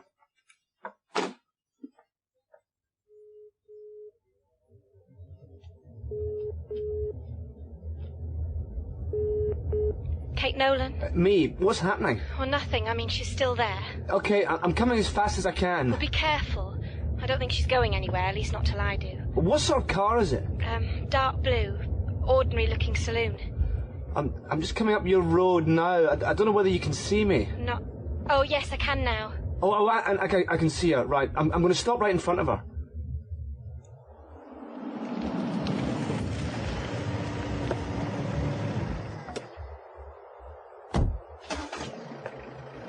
Hey, just a minute!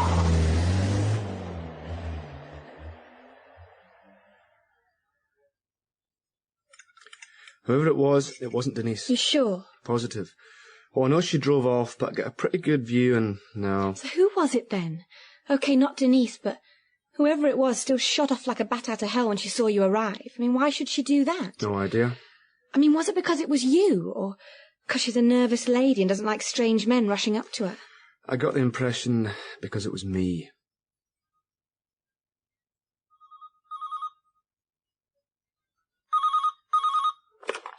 Hello? So where does your lady friend fit into all this? Oh, I thought You warned me. Yeah. Well, I'm warning you. I'm not going to go away, not until I find out what's happened to my sister. Was that... Did you send somebody to follow us? What if I did? A woman. What if it was? Right. So who was she? Some sort of private detective? Might have been. And all right, maybe being a smart-ass civil servant, you spotted her. But maybe there are others out there that you haven't spotted. Have you thought of that, smart-ass? Oh, you're wasting your money. My money? So that's why my sister left, is it? Because you were knocking off some tart from work? No. And I'm supposed to believe that? Oh, believe anything you like. Do what you like. Employ all the detectives you want. Let them find out what happened, and when they do... let me know.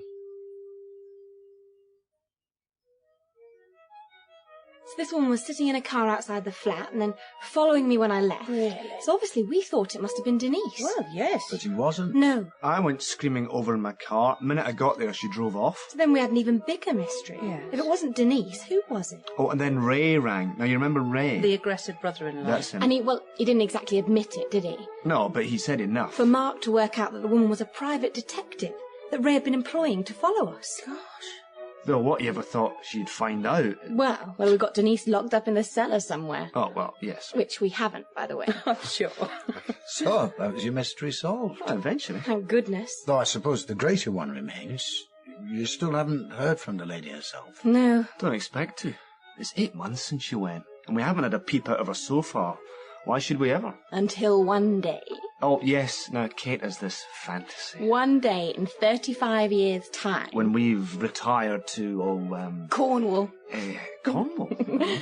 We'll get this letter from Australia, and it'll be from her, and it'll explain everything. How she won the lottery and ran away with her lover. The lottery? Yeah, but we haven't thought of that one. Oh, well, that's the, let's call it the colourful version. My version. See, I prefer to think that she came home from school, got to the gate, and had this vision of the whole of her life ahead of her. Home, school, home, school, home, school, and she just thought, no, there's got to be something more than that.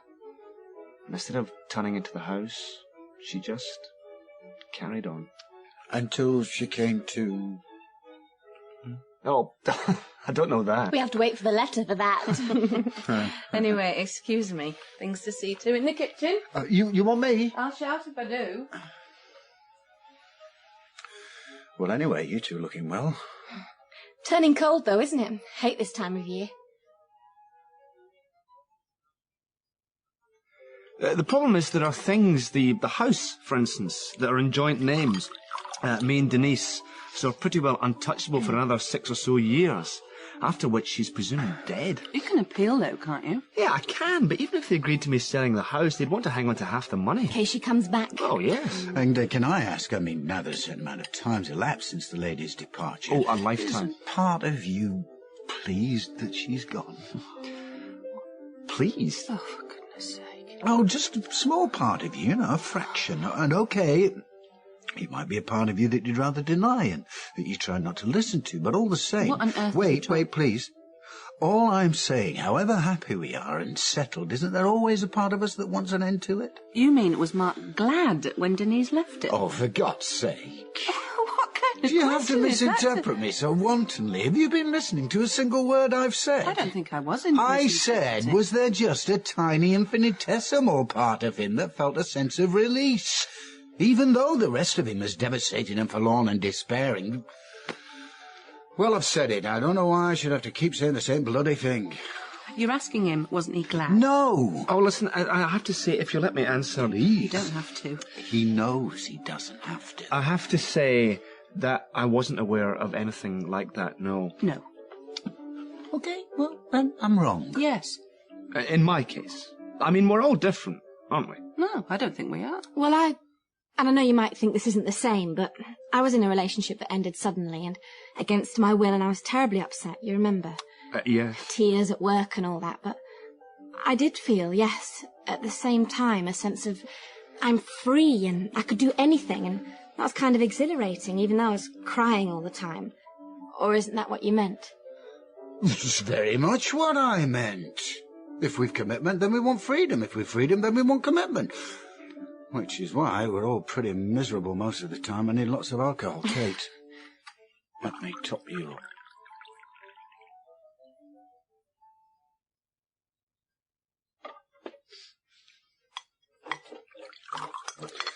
What do you think of her? Kate? Predatory. What do you think? After his soul, if I were him, I'd run a mile. I think she's very nice. Probably just what he needs. Oh, yes. Nice. Well, you would think that. Everybody's nice underneath as far as you're concerned, aren't they? Well, you're not. Asking him was he pleased when Denise went. That was not what I said. Pleased that his wife had disappeared. For Christ's sake. Also, you could look interested. Oh, that was not Showing off all the time. Why do you have to willfully misinterpret instead of listening? Oh, we've heard this before. Yes, because it's true. The minute I open my mouth... Hey, where are you going? To bed. You think I want to listen to you all night? Well, I think after you've just accused me... Wait! No, I'm not going to be ordered about and I said wait! Let go of me! Then don't you walk away. I'll walk away whenever I want. Let me go! Just wait. Let me go!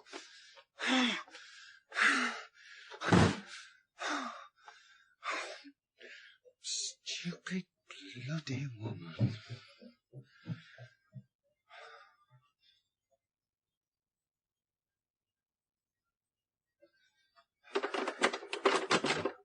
Oh. Alison. Alison, come on. What do you want me to do? Break the door down? I've rung the police. You've what? Rung the police and told them I'm being assaulted. Assaulted? Yes. Go, come on, please. I'll come out when they get here. Just go away. Are you serious? You've rung... You haven't. I have, yes. It's what I've always advised other people to do, and now it's what I've done, Oh, yes. you bloody stupid... Go away! I'll come out when they get here. Good night. Thank you. Bye. Well, thank you for that humiliating experience. Thank yourself. So, now I have a criminal record, do I?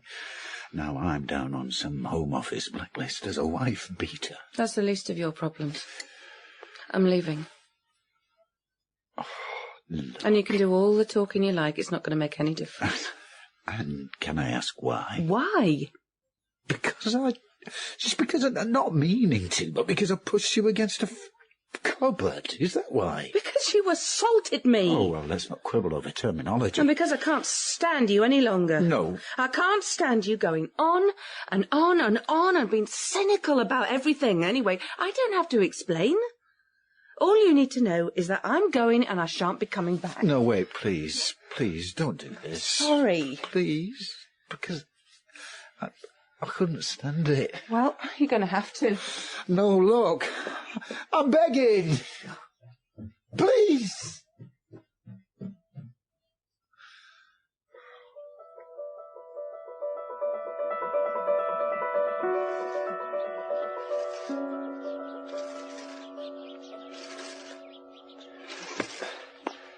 Paul, hi. Well, you're putting me to shame. All this gardening. Oh, just tidying up for the winter. Oh, by the way, I've been meaning to drop a note round to say thank you for dinner the other night. We both really enjoyed it. So did I, yes. Till about 1 o'clock in the morning, when Alison packed her bags and left me. She what? Well, which I know must sound like a sick joke. Like I'm trying to join your deserted husbands club, but no. I am serious. More to the point, so was she. But I can't believe... We were having this, animated sort of debate. Things got out of hand. In fact, to tell you the whole miserable sodding tale, she actually went as far as calling the police. No. 2 coppers, aged about 19, stood around in an embarrassed sort of a way while she told them what a terrible man I was, menace to society, he shouldn't be allowed out. And then they went. And then she went. But you, over dinner there was nothing... Well, there probably was, if you knew where to look. No, Mark, we haven't been, what they call getting on for quite some time. Well, I'm sorry. I really am. Thanks. Bit sorry for myself, actually. Well, you do get used to people. Oh, I'm sure she'll be back. Possibly. Although I'm the last person should be saying that. Well, look, if there's anything I can do... Yeah, thanks. No, really, anything. You and Alison were so good to me when... That was mainly Alison. She supplied most of the kindness. But you promised me you will come round at any time. Yeah. Doesn't have to be for anything specific, just if you feel you want to talk.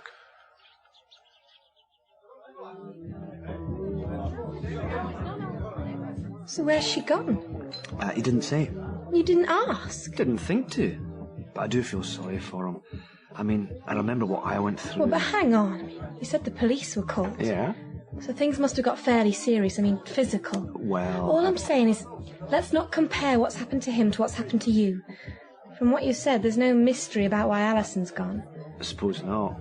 Though, in a way, that probably means he's feeling even worse than I did. Well, I don't see how... Because he knows. I never did, but he knows why she went. And knows it was his fault. Sit down. Can I get you a coffee? No, nothing, thanks. I don't want to interrupt. I just thought I'd call and see how you're getting on. Oh, well,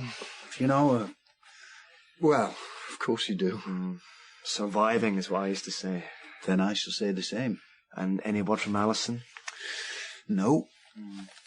Do you know where she's gone? No. Oh, always seem to have somewhere to go, though, don't they, women? Me, I'd be at a complete loss. I'd get out there, wander about, and probably end up down the pub. Oh, me too. I suppose I could try and find out, but what's the point? If she wants to come back, then she will. If she doesn't, there's bugger all I can do about it. Anyway, how about a glass of wine, eh? Well... A bit early. Well, just a bit. Well, we'll wait 5 minutes.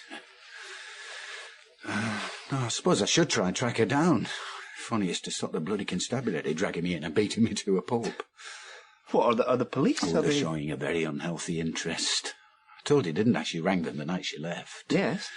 Well, that seems to have excited them. And then I suppose, with her being in the business...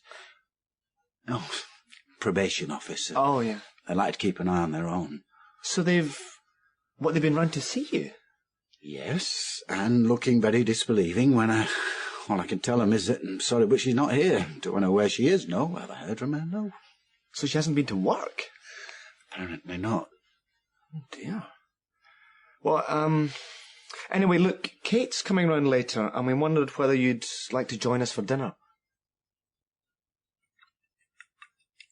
He said no, thank you. Said he didn't feel he'd be very good company at the moment. Never was he? Oh. Arrogant and opinionated, that's what I'd call him. They were both very kind to me. Bet it was more her than him. Yeah, but anyway, apparently Alison hasn't been to work, and so the police have been round. Again? Yeah. Well, they wouldn't do that without something's happened, and he must have hit her or... Wait a minute, hang on. That's exactly what people must have been saying about me when Denise went. Yeah, but then they'd no reason Any more than we have now. Mark, she called the police. I know he's your friend and you don't want to think he might have done something really awful, but maybe he has. There's something happening next door, at Paul and Alison's. Well, anyway, in the garden. What? I think the police are searching it. I went up to the bathroom. Yeah? And I could hear something going on, dogs barking, that sort of... Anyway, I went into the back bedroom that overlooks their garden, had a look out the window. But you can only see part of the I know, garden. but what I could see, there are a couple of policemen with dogs. I'm sure that's what they're doing, searching the garden. Don't put the light on. There. See? Policeman and a dog. I think there's another one somewhere. Oh, it's probably routine, something they have to do. Searching gardens? Come on. They must think he's killed her. We can't say that. What then? Well, I don't know, but can we go back down? I don't like this spying. They can't see us. Even so. Why don't you ring Paul? And say what? Just the truth. You think there might be somebody in his garden? I know there's somebody in his garden. I imagine he does as well. Yes, but pretend you don't know who they are. You've just seen, shadowy figures.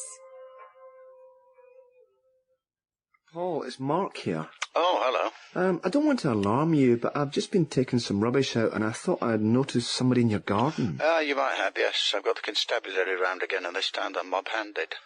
Right. Well, I just wanted to make sure that you're okay. Not sure about that. Have to wait and see. Yeah. Gotta go. Okay, yeah, right. Bye. I shouldn't have done that. It's all right. I thought you lied very well. No. I'm going upstairs again.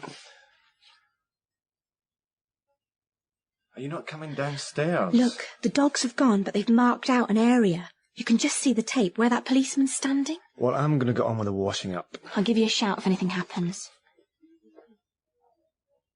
I thought you must have fallen asleep. No, look, they're digging. They've put the lights on so you can see everything. Yes. So, it can't be anything else. They think he's killed her and buried her out there. Well, somebody might think that. It only takes one malicious phone call. To make them do all this? Yes. It must be more than that. They must know he's killed her. Just as there must have been plenty of people who knew I'd killed Denise. Which is why you now think you have to give him the benefit of the doubt. No, it's not just that. I've known Paul a long time. Then look. I don't believe... Just look. Why do you think they're doing all this? I'm going out. No. Other people have. There's quite a crowd at the front. Here, look, I've brought your coffee. And you want to know what's going on? What is? They found her. Alison? They dug up her body and brought it out and taken it away in an ambulance. No. Yes. What, you've actually seen? Yeah. I mean, not well, the body was covered, but that's what it was. No question, a body. So... Christ. And what's happened to Paul? Well, from what people are saying, he was taken off in a police car about half an hour ago. God. So, now you've got to admit it. He killed her. I still can't believe it, though. I should think the police will want to talk to us, won't they? Well, why? Well, we must have been one of the last ones to see her alive. Oh, except wasn't that the night she called the police? All right, so, apart from them, imagine, we had dinner, and then we came home, and he must have murdered her, there and then, that night. No, hang on, and it was a body they were taking away, I mean, you're sure? Yes, Mark, it's true, I'm sorry, but it is. Paul killed Alison. No. What? He didn't. Look, she's here. Mark, what's happening? Well, Are you all right? Yeah, but why all this? Has something happened to Paul? No, he's, The police have been searching your garden. Why?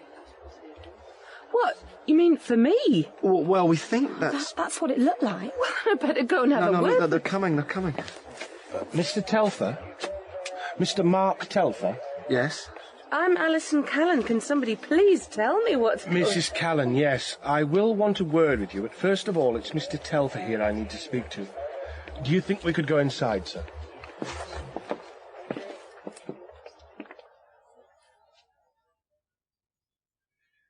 You might want to sit down. I'm afraid this may come as a bit of a shock. What? You contacted us February the 19th of this year to report your wife had gone missing? Yes. I'm going to have to ask you to accompany me to the mortuary. We've discovered a body that we think could be her.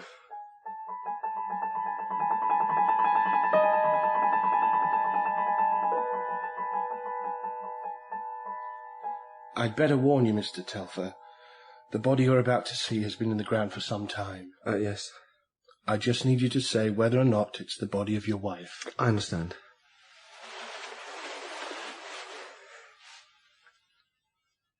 Yes. Yes, it's her.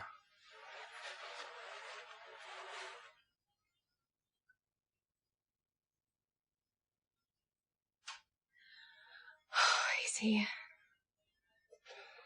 The police brought me back. I hope you didn't mind me waiting. No. Was it Denise? Yes. Oh, dear God. Denise, yes. Oh, Mark, I'm sorry. Look, sit down. She'd been there all the time. Just a few yards away in your garden. All the time. While I'd been searching and we'd been imagining her in Australia. Do they know what happened? Yes. Yes, I gather Paul has given them a statement. I've been having a relationship with Denise Telfer for, 3 or 4 months. I can't claim it was driven by any great passion. I suppose as much as anything it happened because we were so often at home at the same time. I worked from home. She was a teacher, so she was home during the holidays, for instance, while her husband was at work. I used to advise her on her gardening, and she'd stay for a drink, and anyway, that's how it started. Also, I think, from something she once said, that she suspected her husband had been unfaithful with a colleague at work, and so what we were doing was redressing the balance. Anyway, whatever her reasons, looking back now, I don't think her heart was in it. Then one day, she was back from school. She came round to tell me she was intending telling her husband what had been going on. Confessing, if you like. Apparently they'd been talking about starting a family and she was feeling guilty. I urged her not to do this. I said, okay, yes, we could stop seeing one another, but why did she have to tell him? But she was insistent, and things got out of hand. I lost my temper, and I hit her. The next thing I knew, she was on the floor, not breathing. I tried to resuscitate her, but it was no good. Well, you know the rest. I ended up burying her in the garden. Then, of course, I came home and found nobody in. And rang us? Yes. Spoke to Paul and asked, was Denise there with you? I shouldn't be here, should I?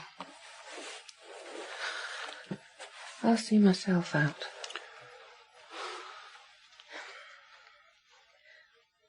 What can I do? Oh, nothing. Mark, I know this must be awful for you, but at least now you know what happened. You know. She was having an affair with Paul. Yes. And why? Well, because she knew about us. So really, Ray was right, wasn't he? I did kill her. Paul killed her. Paul and me and you.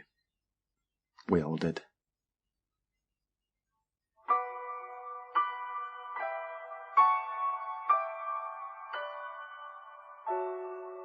In The Missing Wife, Mark was played by Alistair Galbraith, Paul David Schofield, Alison Catherine Hunt, Kate Alison Darling, and Ray Bill Rogers. All other parts were played by members of the cast. The Missing Wife was written by Peter Worley and directed in Manchester by Pauline Harris.